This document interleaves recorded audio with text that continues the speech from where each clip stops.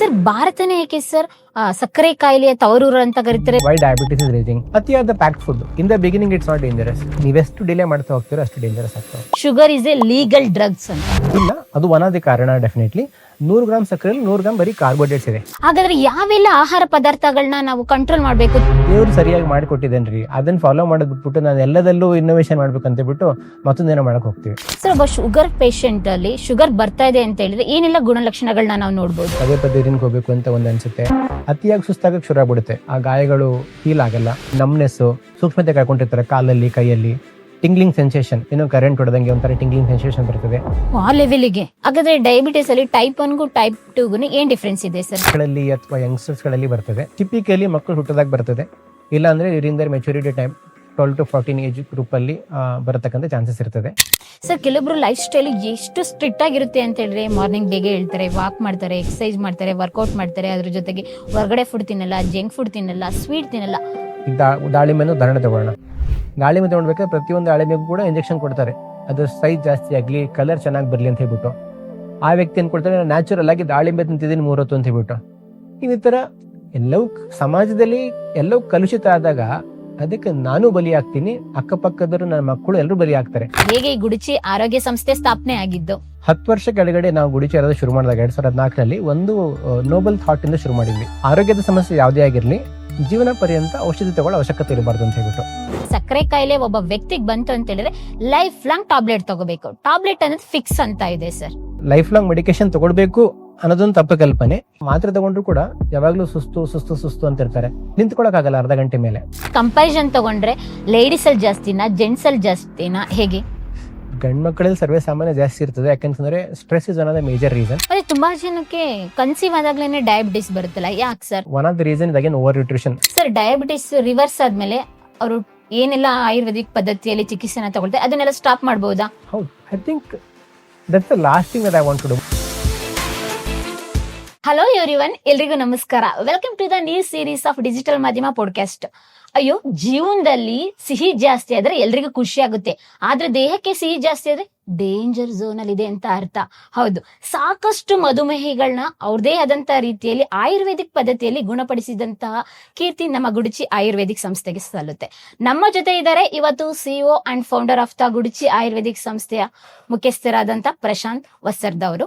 ಅವರನ್ನ ಇವತ್ತು ಕಾರ್ಯಕ್ರಮಕ್ಕೆ ವೆಲ್ಕಮ್ ಮಾಡ್ತಾ ಒಂದಷ್ಟು ಆರೋಗ್ಯ ಸಮಸ್ಯೆಗಳು ಮತ್ತೆ ಅದ್ರ ಜೊತೆಗೆ ಡಯಾಬಿಟಿಕ್ ಸಮಸ್ಯೆಗಳ ಕುರಿತಾಗಿ ಇವಾಗಿನ ಜೀವನ ಶೈಲಿ ಹೇಗೆಲ್ಲ ಬದಲಾಗ್ತಾ ಇದೆ, ಯಾರೆಲ್ಲ ಸಫರ್ ಆಗ್ತಾ ಇದ್ದಾರೆ ಅವ್ರಿಗೆಲ್ಲ ಒಂದು ಬೆಸ್ಟ್ ಇನ್ಸ್ಪಿರೇಷನ್, ಅದ್ರ ಜೊತೆಗೆ ಬೆಸ್ಟ್ ಸೊಲ್ಯೂಷನ್ ಸಿಗುತ್ತೆ ಅಂತ ಅನ್ಕೊಳ್ತೀನಿ ಈ ಪಾಡ್ಕಾಸ್ಟ್ ಅಲ್ಲಿ. ಸರ್ ನಮಸ್ಕಾರ. ಸರ್ ನಮಸ್ಕಾರ, welcome to the digital Madhyama podcast. Thank you. ನನಗೆ ತುಂಬಾ ಕ್ಯೂರಿಯಾಸಿಟಿ ಇದೆ. ನೀವು ಸಾವಿರಾರು ಜನ ಡಯಾಬಿಟಿಕ್ ಪೇಷಂಟ್ ನ ಗುಣಪಡಿಸಿದ್ದೀರಾ, ಆದ್ರೆ ನಿಮ್ಮ ಲೈಫ್ ಸ್ಟೈಲ್ ಹೇಗೆ ಸ್ಟಾರ್ಟ್ ಆಗುತ್ತೆ? ಐ ಥಿಂಕ್ ನಮ್ಮ ಲೈಫ್ ಸ್ಟೈಲ್ ಅಂತಂದ್ರೆ ತುಂಬಾ ಚೇಂಜಸ್ ಏನಿಲ್ಲ. ಇವಾಗ ಏನಾಗಿದೆ ಅಂತಂದ್ರೆ, ಒಂದು ಚಿಕ್ಕ ಅಂಗಡಿಗೆ ಹೋದ್ರೆ ಸಾವಿರಾರು ಪ್ಯಾಕ್ಡ್ ಫುಡ್ ಸಿಗ್ತವೆ. ಹೌದು, ರೈಟ್. ಪ್ರತಿ ಪ್ಯಾಕ್ಡ್ ಫುಡ್ ಈಗ 1 ವರ್ಷ 2 ವರ್ಷ 3 ವರ್ಷ ಸೆಲ್ಫ್ ಲೈಫ್ ಇದೆ ಅಂದ್ರೆ ಅದಕ್ಕೆ ಪ್ರಿಸರ್ವೇಟಿವ್ ಹಾಕಿರ್ತಾರೆ. ಪ್ರಿಸರ್ವೇಟಿವ್ ಕೆಲಸ ಏನ್ ಮಾಡ್ತಿದೆ ಹೇಳಿ? ಅಂದ್ರೆ ತುಂಬಾ ದಿನ ಅದನ್ನ ಶೇಖರಣೆ ಮಾಡಿ ಇಡುತ್ತೆ. ಹೇಗೆ? ಬೇಸಿಕಲಿ ಹಾಗೆ ಶೇಖರಣೆ ಮಾಡಿ ಇಟ್ಲ ಅಂದ್ರೆ ಹುಳಗಳು ಹತ್ತುತ್ತೆ ಅಂತ ಹೇಳ್ಬಿಟ್ಟು. ಈಗ ಯಾವ್ದೊಂದು ಹುಳ ಹತ್ತಬಾರ್ದು ಅಂದ್ರೆ ಏನ್ ಕೊಡ್ತಿದೀನಿ? ಅಂದ್ರೆ ಯಾವ್ದಾದ್ರು ಒಂದು ಕೆಮಿಕಲ್ ಇದೆ, chemical, some sort of poison basically, ಅಲ್ವಾ? Mild poison you can say. It's ನಿಮ್ದು ಯಾವ್ದೇ preservative nothing but kind of a slow poison ಅಂತ ಅನ್ಕೋಬಹುದು ನೀವು. ಯಾವ್ದೊಂದು ಕ್ರಿಮಿಕೀಟಗಳನ್ನ ದೂರ ಇಡ್ತೀವಿ ಅಂದ್ರೆ ಏನು? Some mild form of poison. ಎಲ್ಲಿವರೆಗೆ ನಾವು ಪ್ಯಾಕ್ಡ್ ಫುಡ್ ಅತಿಯಾಗಿ ತಿಂತ ಹೋಗ್ತೀವಲ್ಲ, that's one major cause of your lifestyle disorders. ಯಾವುದೇ ಲೈಫ್ ಸ್ಟೈಲ್ ಡಿಸಾರ್ಡರ್ ಆಗಿರ್ಬೋದು, ಕ್ಯಾನ್ಸರ್ ಆಗಿರ್ಬೋದು. Why cancer is racing, why diabetes is racing, ಪ್ರತಿಯೊಬ್ಬರಿಗೆ ಕೇಳ್ತಿದ್ದಲ್ಲಿ ಯಾಕೆ ಜಾಸ್ತಿ ಆಗ್ತಿದೆ?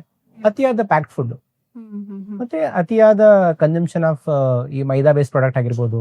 ಈಗ ನಮ್ಮಲ್ಲಿ ಈ ಬ್ರೆಡ್ ಬಿಸ್ಕೆಟ್ ಕಲ್ಚರ್ ತುಂಬಾ ಕಡಿಮೆ ಇತ್ತು ಮುಂಚೆ. ಇವಾಗ ನೋಡಿದ್ರೆ ಬ್ರೆಡ್ ಬಿಸ್ಕೆಟ್ ಬೇಕರಿ, ಅತಿಯಾದ maida consumption, because maida also refined product, heavy to digest, ನಮ್ಮ ದೇಹದಲ್ಲಿ ಸರಿಯಾಗಿ ಡೈಜೆಸ್ಟ್ ಆಗಲ್ಲ. ಸೊ ಯಾವ್ದೆಲ್ಲ ನಮ್ಮ ಒಂದು ಜೀರ್ಣಕ್ರಿಯೆ ಮೇಲೆ ಇಂಪ್ಯಾಕ್ಟ್ ಮಾಡುತ್ತಲ್ಲ, ಅದೆಲ್ಲದ್ರಿಂದನೂ ಒಂದಲ್ಲ ಒಂದ್ ರೀತಿ ಜೀವನ ಶೈಲಿ ಆರೋಗ್ಯ ಸಮಸ್ಯೆ ಬರುತ್ತೆ. ಥೈರಾಯ್ಡ್ ಆಗಿರ್ಬೋದು, ಡಯಾಬಿಟಿಸ್ ಆಗಿರ್ಬೋದು, BP ಆಗಿರ್ಬೋದು, ಕ್ಯಾನ್ಸರ್ ಆಗಿರ್ಬೋದು, ಇವೆಲ್ಲ ಅದಕ್ಕೆ ಬರುತ್ತೆ.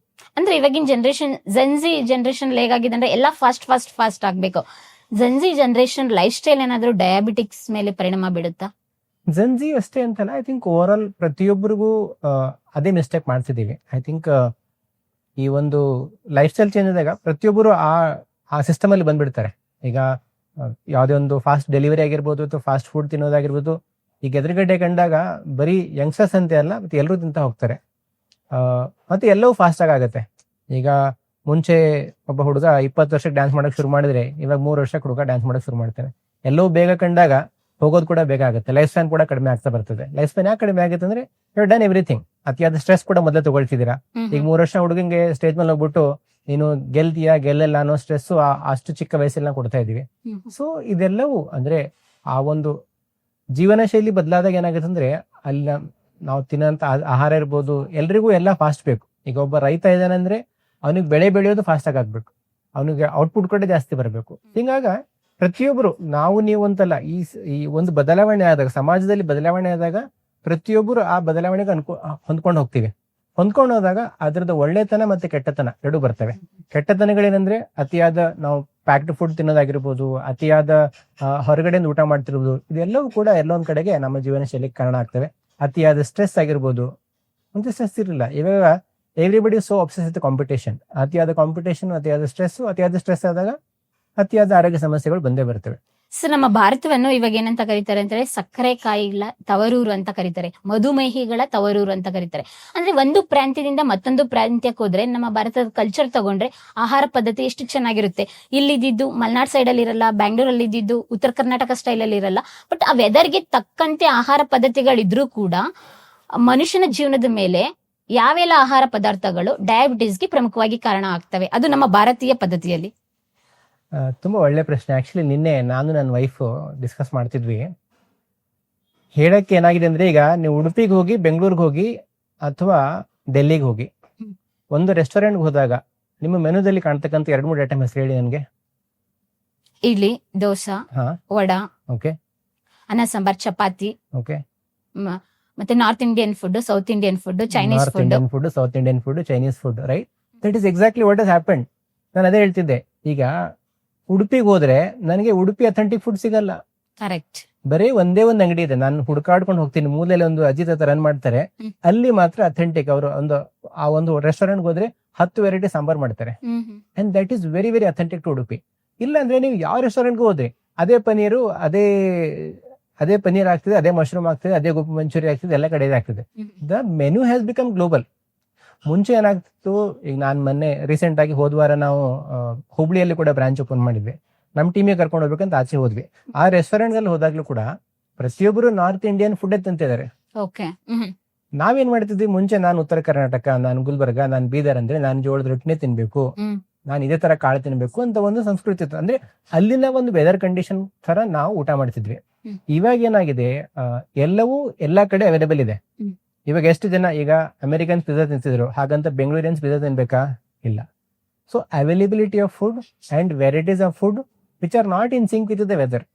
ಇಲ್ಲ ಅಂದ್ರೆ ನಾವು ನಮ್ಮ ತಾತಂದ ಕಾಲಗಳಲ್ಲಿ ಹೋಗಿ ನೋಡಿದ್ರೆ ಪ್ರತಿಯೊಂದು ಊರಲ್ಲಿ ಅವ್ರದಾದಂತ ಒಂದು ಆಹಾರ ಪದ್ಧತಿ ಇರ್ತಿತ್ತು, ಅದನ್ನೇ ನಾವು ಕನ್ಸ್ಯೂಮ್ ಮಾಡ್ತಿದ್ವಿ. ಇವಾಗ the menu has also become global. ನಾವು ಕಲ್ಕತ್ತಾದಲ್ಲಿ ಬ್ರಾಂಚ್ ಓಪನ್ ಮಾಡಿದ್ವಿ 2 months ಕೆಳಗಡೆ. ಅಲ್ಲಿ ಯಾವ ರೆಸ್ಟೋರೆಂಟ್ ಆದ್ರೂ ಹೋಗ್ಲಿ, ನಾವು ದೋಸಾ ಅಂಡ್ ಇಡ್ಲಿ ಕಾಮನ್ ಆಗಿದೆ. ದೋಸಾ ಇಡ್ಲಿ ಕಲ್ಕತ್ತಾ ವೆದರ್ ಸೂಟ್ ಆಗುತ್ತಾ? ಕಲ್ಕತ್ತಾ ಆ ಒಂದು ಅಲ್ಲಿ ಬಂದಿರ್ತಕ್ಕಂಥ ಒಂದು ಹೆರಿಟೇಜ್ ಇದೆ ಅಥವಾ ಅವ್ರು ಬಂದಿರ್ತಕ್ಕಂಥ ಜೀನ್ಸ್ ಇದೆ, ಬರೀ ಸೆಟ್ ಆಗುತ್ತಾ? ಇಲ್ಲ. But everybody has to eat dosa and idli. ಅಂದ್ರೆ ಇವಾಗ ಹೆಂಗಾಗಿದೆ ಅಂತ ಹೇಳಿದ್ರೆ, ವೆದರ್ಗೆ ತಕ್ಕಂತೆ ಮತ್ತೆ ಪ್ಲೇಸ್ಗೆ ತಕ್ಕಂತೆ, ಅಲ್ಲಿನ ಲೊಕ್ಯಾಲಿಟಿಗೆ ತಕ್ಕಂತೆ ಫುಡ್ ನ ಇಂಟೇಕ್ ಮಾಡೋದು ಕಡಿಮೆ ಆಗಿದೆ. ಎಲ್ಲರೂ ಎಲ್ಲಾ ಫುಡ್ ಎಲ್ಲಾ ಸೀಸನ್ ಅಲ್ಲೂ ತಿಂತಾ ಇದೀವಿ. ಅದು ಮೇನ್ ರೀಸನ್ ಕೂಡ ಆಗುತ್ತೆ. ಗ್ಲೋಬಲ್ ಮೆನು ಆಗಿದೆ. ಹೀಗಾಗಿ one of the reason common things, ಈಗ ನಾನು ನಾರ್ತ್ ಇಂಡಿಯನ್ ಅಂದಾಗ ಏನ್ ಮಾಡ್ತೀವಿ ಅಂದ್ರೆ ಇತ್ಯಾದ ಮೈದಾ ಪದಾರ್ಥಗಳು ಬದಿಸ್ತೀವಿ. Maida is very very dangerous, right? So ಮೈದಾದಿಂದ ಸುಮಾರು ಡೈಜೆಸ್ಟಿವ್ ಇಶ್ಯೂಗಳು ಬರ್ತಾ ಹೋಗ್ತಾರೆ, ಯಾಕಂದ್ರೆ ರಿಫೈನ್ಡ್ ಫ್ಲೋರ್. ಹೀಗಾಗಿ ಸುಮಾರು ಹೆಲ್ತ್ ಇಶ್ಯೂಗಳು, ಪರ್ಟಿಕ್ಯುಲರ್ಲಿ ಗಟ್ ರಿಲೇಟೆಡ್ ಹೆಲ್ತ್ ಇಶ್ಯೂಗಳು ತುಂಬಾ ಬರ್ತವೆ. ಡಯಾಬಿಟಿಸ್ ಕೂಡ ಒಂದು ಮೆಟಬಾಲಿಕ್ ಡಿಸಾರ್ಡರ್, ನಮ್ಮ ಜೀರ್ಣಕ್ರಿಯೆಗೆ ಸಂಬಂಧಪಟ್ಟಿದೆ. ಯಾವಾಗ ನಮ್ಮ ಜೀರ್ಣಕ್ರಿಯೆ ಹಾಳಾಗ್ತದೆ ಅವಾಗ ಬರ್ತಕ್ಕಂಥದ್ದು ಡಯಾಬಿಟಿಸ್. ಹಾಗಾದ್ರೆ ಯಾವೆಲ್ಲ ಆಹಾರ ಪದಾರ್ಥಗಳನ್ನ ನಾವು ಕಂಟ್ರೋಲ್ ಮಾಡ್ಬೇಕು, ತಿನ್ನೋದನ್ನೇ ತ್ಯಜಿಸ್ಬೇಕು ಅನ್ನೋದಕ್ಕಿಂತ ಯಾವ್ದು ಅತಿಯಾಗಿ ಯಾವ್ದು ಬೇಡ ಅಂತ ಹೇಳೋದು. ಈಗ ಸಪೋಸ್ ಒಂಚಿನ ಮೇಲೆ ಪಿಜ್ಜಾ ತಿಂತಾರೆ, ಓಕೆ. ಈಗ 3 ಹೊತ್ತು ಕೆಲವರು ಆಚೆನೆ ಊಟ ಮಾಡ್ತಿರ್ತಾರೆ, ನೀಡ್ ಇರಲ್ಲ. ಈಗ 3 ಹೊತ್ತು ನೀವು ಪ್ಯಾಕ್ಡ್ ಫುಡ್, ಈಗ ಚಿಕ್ಕ ಮಕ್ಕಳು ಚಾಕ್ಲೇಟ್ ತಿಂತಾರೆ, ಚಿಕ್ಕ ಮಕ್ಕಳು ಚಾಕ್ಲೇಟ್ ತಿಂದಾಗ ಅದು ಪ್ರಿಸರ್ವೇಷನ್ ಇದ್ದೇ ಇದೆ. ಈಗ ಅದಕ್ಕೋಸ್ಕರನೇ ಯಾಕೆ ಆಟೋಇಮ್ಯೂನ್ ಡಿಸಾರ್ಡರ್ಗಳು ಚಿಕ್ಕ ವಯಸ್ಸಲ್ಲಿ ಯಾಕೆ ಕಾಣ್ತಿದಾವೆ? ಈಗ ಹುಟ್ಟಿದ ಮಕ್ಕಳಲ್ಲೂ ಕೂಡ ನಮಗೆ ಡಯಾಬಿಟಿಸ್ ಕಾಣೋ ಚಾನ್ಸಸ್ ಇದಾವೆ, ರೈಟ್? ಯಾಕೆ ಕಾಣ್ತಿದೆ ಅಂದ್ರೆ ಅತಿಯಾದ external food definitely is one of the major reason. So avoid ಮಾಡಬೇಕು ಅಂತಂದ್ರೆ ಖಂಡಿತವಾಗ್ಲಿ ಮೈದಾ ಮೈದಾ ಅಂಶನ ಕಂಪ್ಲೀಟ್ ಆಗಿ ಅವಾಯ್ಡ್ ಮಾಡಿ. ಮೈದಾ ಬದಲಿಗೆ ಗೋಧಿಗಿಂತ ಜವೆ ಗೋಧಿ, ಈಗ ಚಪಾತಿ ಪೂರಿ ತಿಂದ್ರು ಕೂಡ ಜವೆ ಗೋಧಿಯಿಂದ ಮಾಡ್ತಕ್ಕಂಥ ಚಪಾತಿ ತಗೊಳ್ಳಿ, ಪೂರಿ ತಗೊಳ್ಳಿ, ಅದರಿಂದ ಆರೋಗ್ಯಕ್ಕೆ ಒಳ್ಳೇದಾಗ್ತದೆ. ಅದಕ್ಕೆ ಬಿಟ್ಟು ಈಗ ಸುಮ್ನೆ ಗೋಧಿ ಹಿಟ್ಟು ತಿನ್ಬೇಕಂದ್ರೆ ಗೋಧಿ ಹಿಟ್ಟು ತಿನ್ನಲ್ಲ, ಅದರಲ್ಲೂ ಮಲ್ಟಿಗ್ರೇನ್ ಗೋಧಿ ಹಿಟ್ಟು ಬೇಕು. ದೇವ್ರು ಸರಿಯಾಗಿ ಮಾಡಿಕೊಟ್ಟಿದ್ದೇನ್ರಿ, ಅದನ್ನ ಫಾಲೋ ಮಾಡೋದ್ ಬಿಟ್ಬಿಟ್ಟು ನಾನು ಎಲ್ಲದಲ್ಲೂ ಇನ್ನೋವೇಷನ್ ಮಾಡ್ಬೇಕಂತ ಬಿಟ್ಟು ಮತ್ತೊಂದೇನೋ ಮಾಡಕ್ ಹೋಗ್ತೀವಿ. ಇವಾಗ ಸಕ್ಕರೆ ತಿನ್ನೋದ್ರಿಂದ ಶುಗರ್ ಬರುತ್ತಾ? ಯಾಕೆ ಅಂತ ಹೇಳಿದ್ರೆ ಡಯಟ್ ಎಲ್ಲ ಮಾಡ್ತಾರಲ್ಲ, ಅವರೆಲ್ಲ ಕನ್ಸಿಡರ್ ಮಾಡ್ತಾರೆ sugar is a legal drugs ಅಂತ. ಬರೀ ಸಕ್ಕರೆ ಅಂತಲ್ಲ, ಕೆಲವೊಂದು ವೈಟ್ ಮೈದಾ ಆಗಿರ್ಬೋದು, anything white, for example salt ಆಗಿರ್ಬೋದು, ಸಾಲ್ಟ್ ಜಾಸ್ತಿ ತಗೊಂಡ್ರೆ BP ಆಗ್ತದೆ, ಶುಗರ್ ಜಾಸ್ತಿ ತಗೊಂಡ್ರೆ ಮತ್ತೊಂದೇನು ಆಗ್ತದೆ. ಶುಗರ್ ಒಂದೇ ಕಾರಣನ ಡಯಾಬಿಟಿಸ್ ಬರೋಕ್ಕೆ ಅಂತ ಇಲ್ಲ, ಅದು ಒನ್ ಆಫ್ ದಿ ಕಾರಣ ಡೆಫಿನೆಟ್ಲಿ. ಬಟ್ ಡಯಾಬಿಟಿಸ್ ಬಂದವರಿಗೆ ಶುಗರ್ ತಿಂದಾಗ ಏನಾಗುತ್ತದೆ, ಗ್ಲುಕೋಸ್ ಪ್ರಮಾಣ ಜಾಸ್ತಿ ಆಗ್ತಾ ಹೋಗ್ತದೆ. ಯಾರೆಲ್ಲ ಹೆಲ್ದಿ ಇದ್ದಾರೆ ಅದು ಒಂದಕ್ಕೆ ನಮ್ಗೆ ಡಯಾಬಿಟಿಸ್ ಬರ್ತದ ಅಂತಿಲ್ಲ, ಬೇರೆ ಬೇರೆ ಎಲ್ಲಾ ವಿಷಯಗಳು ಯಾವ್ದ್ರಿಂದ ನಮ್ಮ ಒಂದು ಮೆಟಬಾಲಿಕ್ ಸಿಸ್ಟಮ್ ಹಾಳಾಗ್ತದಲ್ಲ, ನಾನು ಆಲ್ರೆಡಿ ಹೇಳಿದೆ ಮೈದಾ ಇರ್ಬೋದು, ಅದರಿಂದ ಕೂಡ ಮೆಟಬಾಲಿಕ್ ಸಿಸ್ಟಮ್ ಹಾಳಾಗ್ತದೆ, ಅಂತವೆಲ್ಲದಿಂದ ಕೂಡ ಡಯಾಬಿಟಿಸ್ ಬರೋ ಚಾನ್ಸಸ್ ಇರ್ತದೆ. ಸೊ ಯಾಕೆ ಶುಗರ್ ಪರ್ಟಿಕ್ಯುಲರ್ಲಿ ಯಾಕೆ ಬೇಡ ಅಂತ ಹೇಳ್ತೀವಿ, ಅಥವಾ ಶುಗರ್ಗೂ ಬೇರೆ ಫುಡ್ಗೆ ಏನು ವ್ಯತ್ಯಾಸ ಇರ್ತದೆ ಅಂತ ಹೇಳ್ತೀನಿ ನಿಮ್ಗೆ. ಈಗ ಒಂದು ಕಾರ್ಬೋಹೈಡ್ರೇಟ್ ಅಂತ ಅಂಶ ಇರ್ತದೆ, ರೈಟ್? ಸೊ ಪ್ರತಿಯೊಂದು ಫುಡ್ ಅಲ್ಲಿ ಮೇಜಾರಿಟಿಯಾಗಿ, ಫಾರ್ ಎಕ್ಸಾಂಪಲ್ ಒಂದು ಆಪಲ್ ತಿಂತೀರಾ, ಒಂದು ಆಪಲ್ ತಗೊಂಡ್ರೆ ಏನಾಗುತ್ತೆ ಅಂದ್ರೆ 75% ಬೇರೆ ಬೇರೆ ಪ್ರೋಟೀನ್ಸ್, ವಿಟಮಿನ್ಸ್ ಎಲ್ಲ ಇದೆ ಅಂತ ಅನ್ಕೋಣ, ಒಂದು 25% ಕಾರ್ಬೋಹೈಡ್ರೇಟ್ ಇದೆ ಅನ್ಕೋಣ. ಉದಾಹರಣೆ ಕೊಡ್ತಿದ್ದೀನಿ, ಎಕ್ಸಾಕ್ಟ್ ಇದೆ ಪ್ರೊಪೋರ್ಷನ್ ಇದೆ ಅಂತ ಹೇಳ್ತಿಲ್ಲ.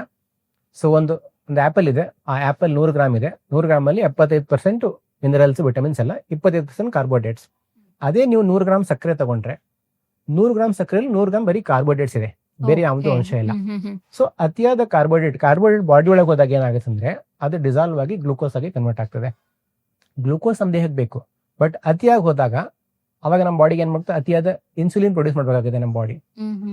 ಈಗ ನಾನು ಪ್ರತಿ ಸಲ ಈಗ 3 ಹೊತ್ತು ಕೆಲವರು ಸೋಡಾ ಇದು ಕುಡಿತಿರ್ತಾರೆ, ಲೆಟ್ಸ್ ಯಾವ್ದೊಂದು ಈ ಫ್ಯಾನ್ಸಿ ಕೋಲ್ಡ್ ಡ್ರಿಂಕ್ ಗಳು ಕುಡಿತಿರ್ತಾರೆ, Coca Cola, Pepsi, soda, I don't take the name. So ಆತರ ಸುಮಾರು ಬ್ರ್ಯಾಂಡ್ ಗಳು ಯಾವ್ದೇ ಇರ್ಬೋದು, ಅವರೆಲ್ಲ ಕುಡಿತಿರ್ತಾರೆ. ಯಾವ್ದೊಂದು ಕೂಲ್ ಡ್ರಿಂಕ್ ಕುಡಿದಾಗ ಅದು ಆ ಒಂದು ಕೂಲ್ ಡ್ರಿಂಕ್ ಅಲ್ಲಿ ಸುಮಾರು 250 300 ಗ್ರಾಮ್ ಶುಗರ್ ಇರ್ತದೆ. ಆ ಲೆವೆಲ್ಗೆ? ಹೌದು. ಈಗ 3 ಹೊತ್ತು ನಾನು 3 ಕ್ಯಾನ್ ಕುಡಿದೆ ಅಂದ್ರೆ ನನ್ನ ಬಾಡಿ ಅಷ್ಟು ತುಂಬಾ ಓವರ್ ಮಾಡ್ಬೇಕಾಗುತ್ತೆ. ಅದು ಟ್ರೆಂಡ್ ಕೂಡ ಇದೆ, ಊಟ ಆದ್ಮೇಲೆ ಲೈಟ್ ಆಗಿ ತಗೊಳ್ಳೋದು. ಈಗ ಅಮೆರಿಕನ್ ಕಂಟ್ರಿಗಳಲ್ಲಿ ಆತರ ಟ್ರೆಂಡ್ ಇದೆ, ಅದಕ್ಕೆ ಅಮೆರಿಕನ್ ಕಂಟ್ರಿಗಳಲ್ಲಿ ಒಬೆಸಿಟಿ ಜಾಸ್ತಿ ಇದೆ. ಅಮೆರಿಕನ್ ಕಂಟ್ರಿಗಳಲ್ಲಿ ಏನಾಗ್ತದೆ ಅಂತಂದ್ರೆ, ನಾನು 20 ವರ್ಷ ಕೆಳಗಡೆ ಹೋದಾಗ್ಲೂ ಕೂಡ ಅದೇ ಇತ್ತು. ಏನಿತ್ತಂದ್ರೆ ಊಟದ ಜೊತೆಗೆ ಎಲ್ಲರೂ ಸೋಡಾ ಕ್ಯಾನ್ ಕೊಟ್ಬಿಟ್ಟರು, ಯಾರು ನೀರ್ ಕೊಡೋಲ್ಲ ಅಲ್ಲಿ, ಊಟದ ಜೊತೆಗೆ ಸೋಡಾ ಕ್ಯಾನ್ ಬೈ ಡಿಫಾಲ್ಟ್. ಈಗ ಅದೇ ಟ್ರೆಂಡ್ ಇಲ್ಲಿಗೆ ಬಂದಿದೆ.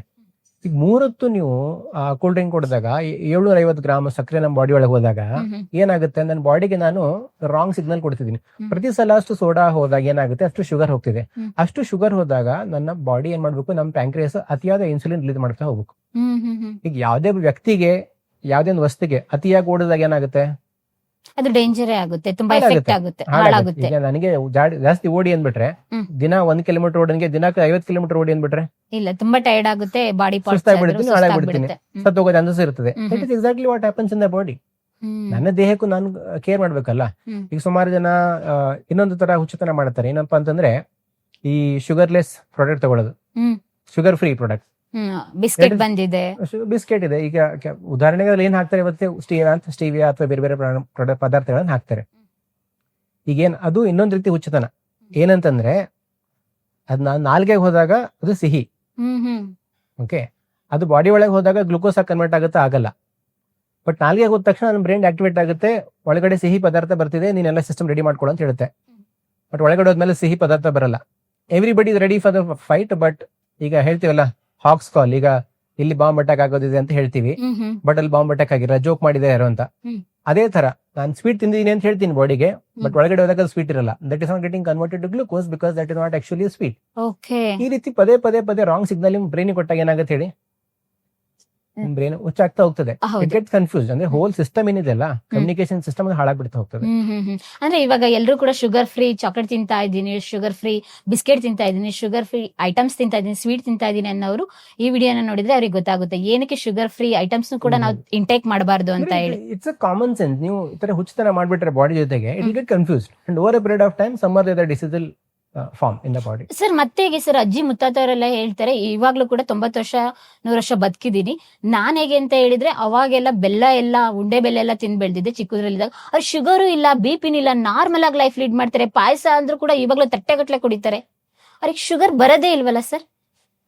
ಸಿ ಎಲ್ಲವನ್ನ ಕಾಂಟೆಕ್ಸ್ಟ್ ಅಲ್ಲಿ ನೋಡ್ಬೇಕು. ಕಾಂಟೆಕ್ಸ್ಟ್ ಅಲ್ಲಿ ಅಂದ್ರೆ ಏನು, ಮುಂಚೆ ಹೋಳಿಗೆ ಯಾವಾಗ ಮಾಡ್ತಿದ್ರಿ? ಹಬ್ಬ ಸೀಸನ್ ಅಲ್ಲಿ ಯುಗಾದಿ, ಸಂಕ್ರಾಂತಿ ಹುಣ್ಣಿಮೆ, ಅಮಾವಾಸ್ಯೆ, ಹಬ್ಬ ಅಷ್ಟೇ. ಇವಾಗ ಸ್ವೀಟು ದಿನ ತಿಂತಾರ ಮನೆಯಲ್ಲಿ?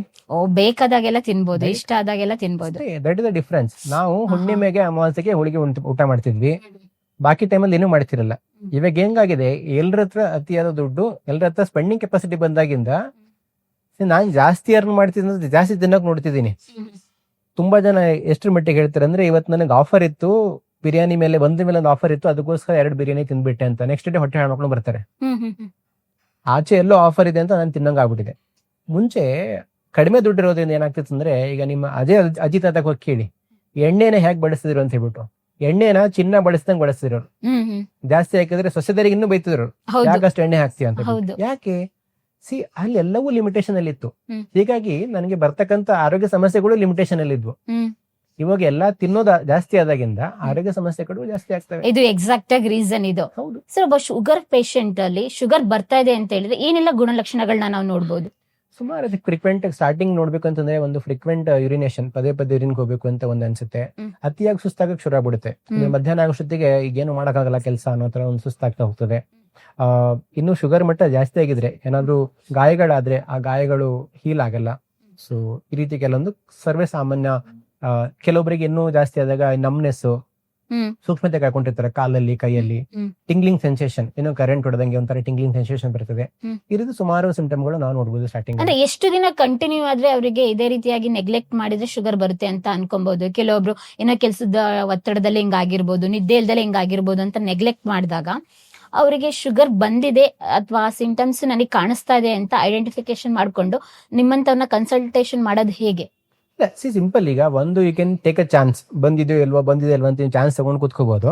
ಇಲ್ಲ, ಸಿಂಪಲ್ ಆಗಿ ಒಂದು ಬ್ಲಡ್ ಟೆಸ್ಟ್ ಮಾಡಿಸಿ, ತುಂಬಾ 150 ರೂಪಾಯಿ 120 ರೂಪಾಯಿಗೆಲ್ಲ ಬ್ಲಡ್ ಟೆಸ್ಟ್ ಗೊತ್ತಾಗುತ್ತೆ. ಫಸ್ಟ್ ಬ್ಲಡ್ ಟೆಸ್ಟ್ ಮಾಡಿಸಿ, ನಿಮ್ಮ ಶುಗರ್ ಲೆವೆಲ್ ಏನಿದೆ ಗೊತ್ತಾಗುತ್ತೆ, ನಿಮ್ಮ HbA1c ಲೆವೆಲ್ ಎಷ್ಟಿದೆ ಗೊತ್ತಾಗುತ್ತೆ.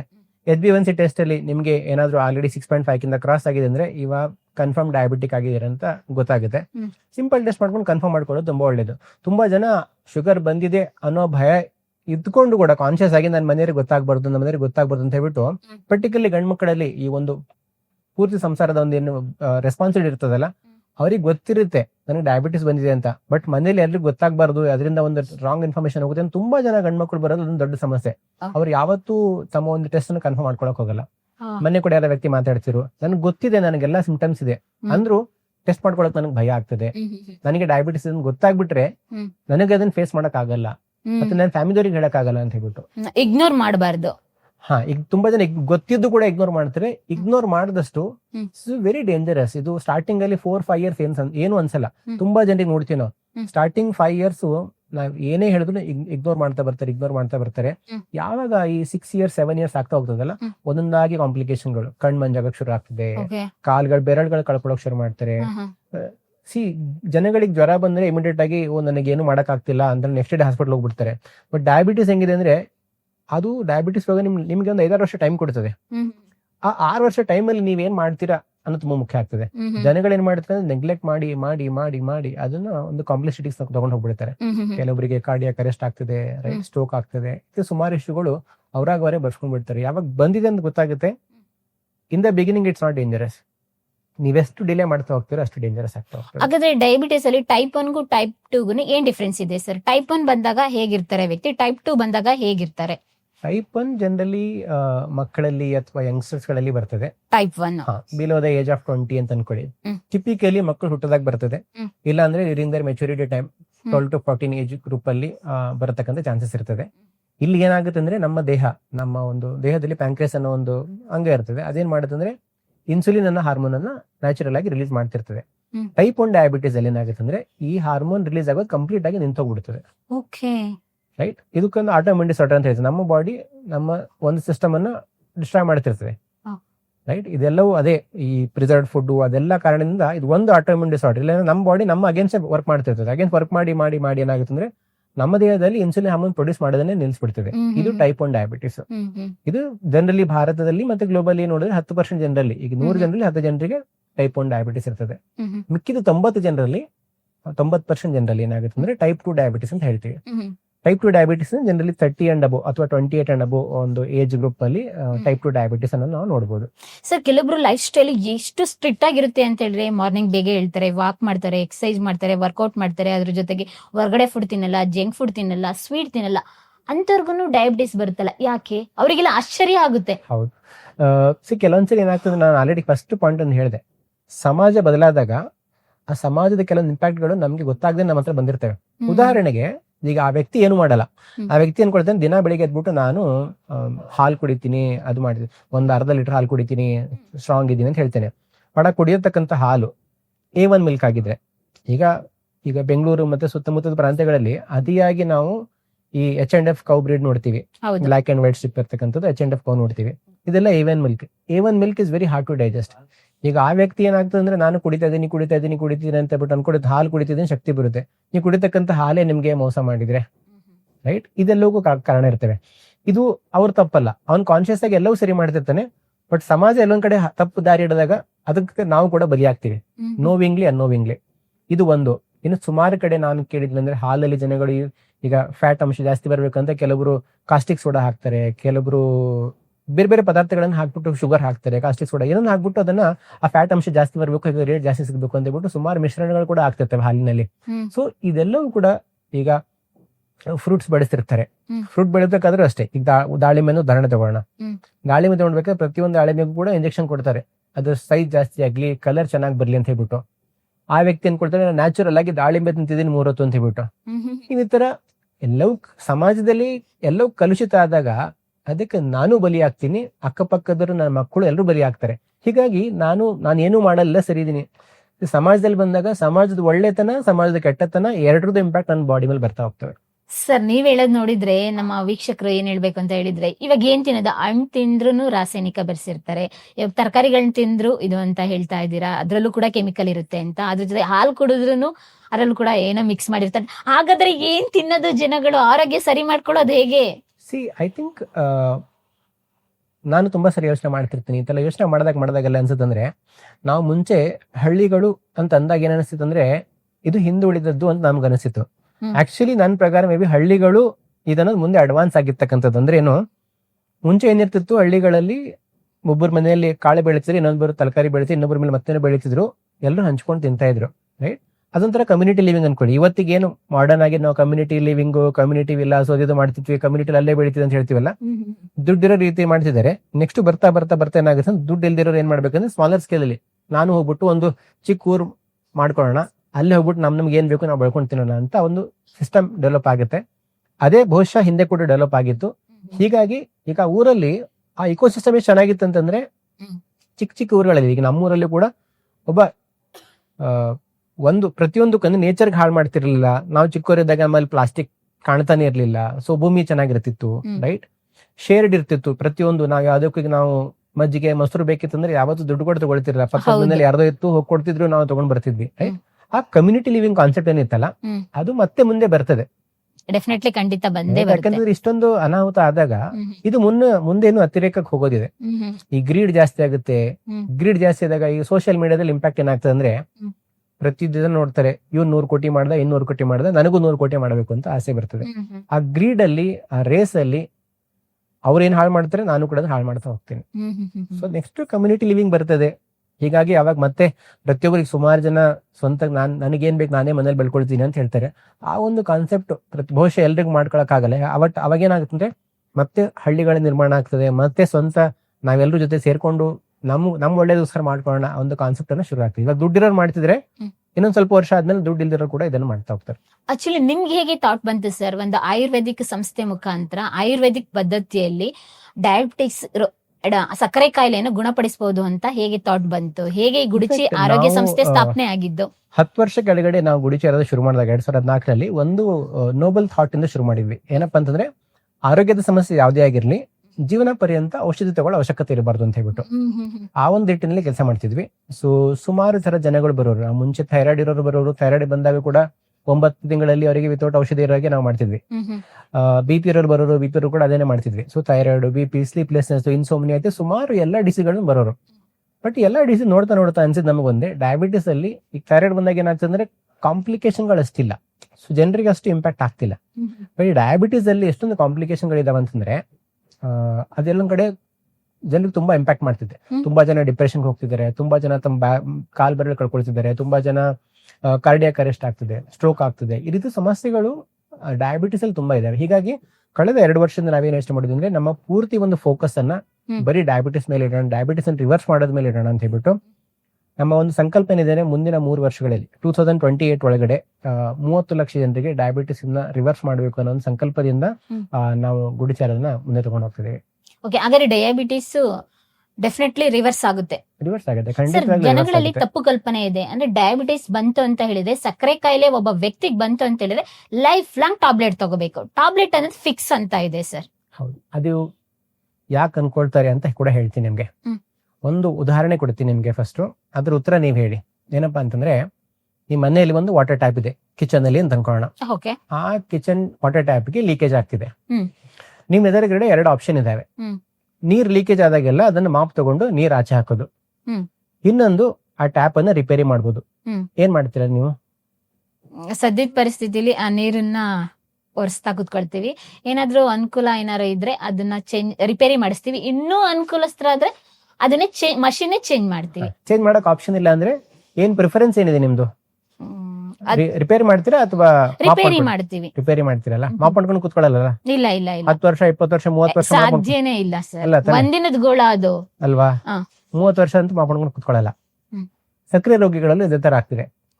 ಅಂದ್ರೆ ನೀವು ನೋಡಿ, ಪ್ರತಿಯೊಬ್ಬರು ಕೂಡ ಒಂದು ಸಿಂಪಲ್ ಫಸ್ಟ್ ಟ್ಯಾಬ್ಲೆಟ್ ಕೊಡ್ತಾರೆ. ಡಯಾಬಿಟಿಸ್ ಬಂದಿ ಅಂತಂದ್ರೆ ಒಂದು ಫಸ್ಟ್ ಟ್ಯಾಬ್ಲೆಟ್ ಕೊಡ್ತಾರೆ. ಆ ಫಸ್ಟ್ ಟ್ಯಾಬ್ಲೆಟ್ ಏನ್ ಕೆಲಸ ಮಾಡ್ತಿದೆ ಅಂತ ತಿಳ್ಕೊಳ್ಳಿ. ಆ ಫಸ್ಟ್ ಟ್ಯಾಬ್ಲೆಟ್ ಮಾಡ್ತಿರೋ ಕೆಲಸನೇ ಅದೇ. ಏನಪ್ಪಾ ಅಂತಂದ್ರೆ, ಪ್ರತಿ ಸಲ ಟೈಪ್ 2 ಡಯಾಬಿಟಿಸ್ ಅಲ್ಲಿ ಏನಾಗ್ತದೆ, ಫಸ್ಟ್ ಡಯಾಬಿಟಿಸ್ ಬಂದಾಗ ಏನಾಗ್ತದೆ ಹೇಳ್ತೀನಿ. ಪ್ರತಿ ಸಲ ನಾವು ಊಟ ಮಾಡ್ತೀವಿ. ಊಟ ಮಾಡಿದಾಗ ಆ ಕಾರ್ಬೋಹೈಡ್ರೇಟ್ ಡಿಸಾಲ್ವ್ ಆಗಿ ಗ್ಲೂಕೋಸ್ ಆಗ್ತದೆ, ರೈಟ್? ಇನ್ನೊಂದ್ ಕಡೆ ನಮ್ಮ ದೇಹದಲ್ಲಿ ಪ್ಯಾಂಕ್ರಿಯಾಸ್ ಇದೆ, ಅದು ಇನ್ಸುಲಿನ್ ಹಾರ್ಮೋನ್ ರಿಲೀಸ್ ಮಾಡ್ತದೆ.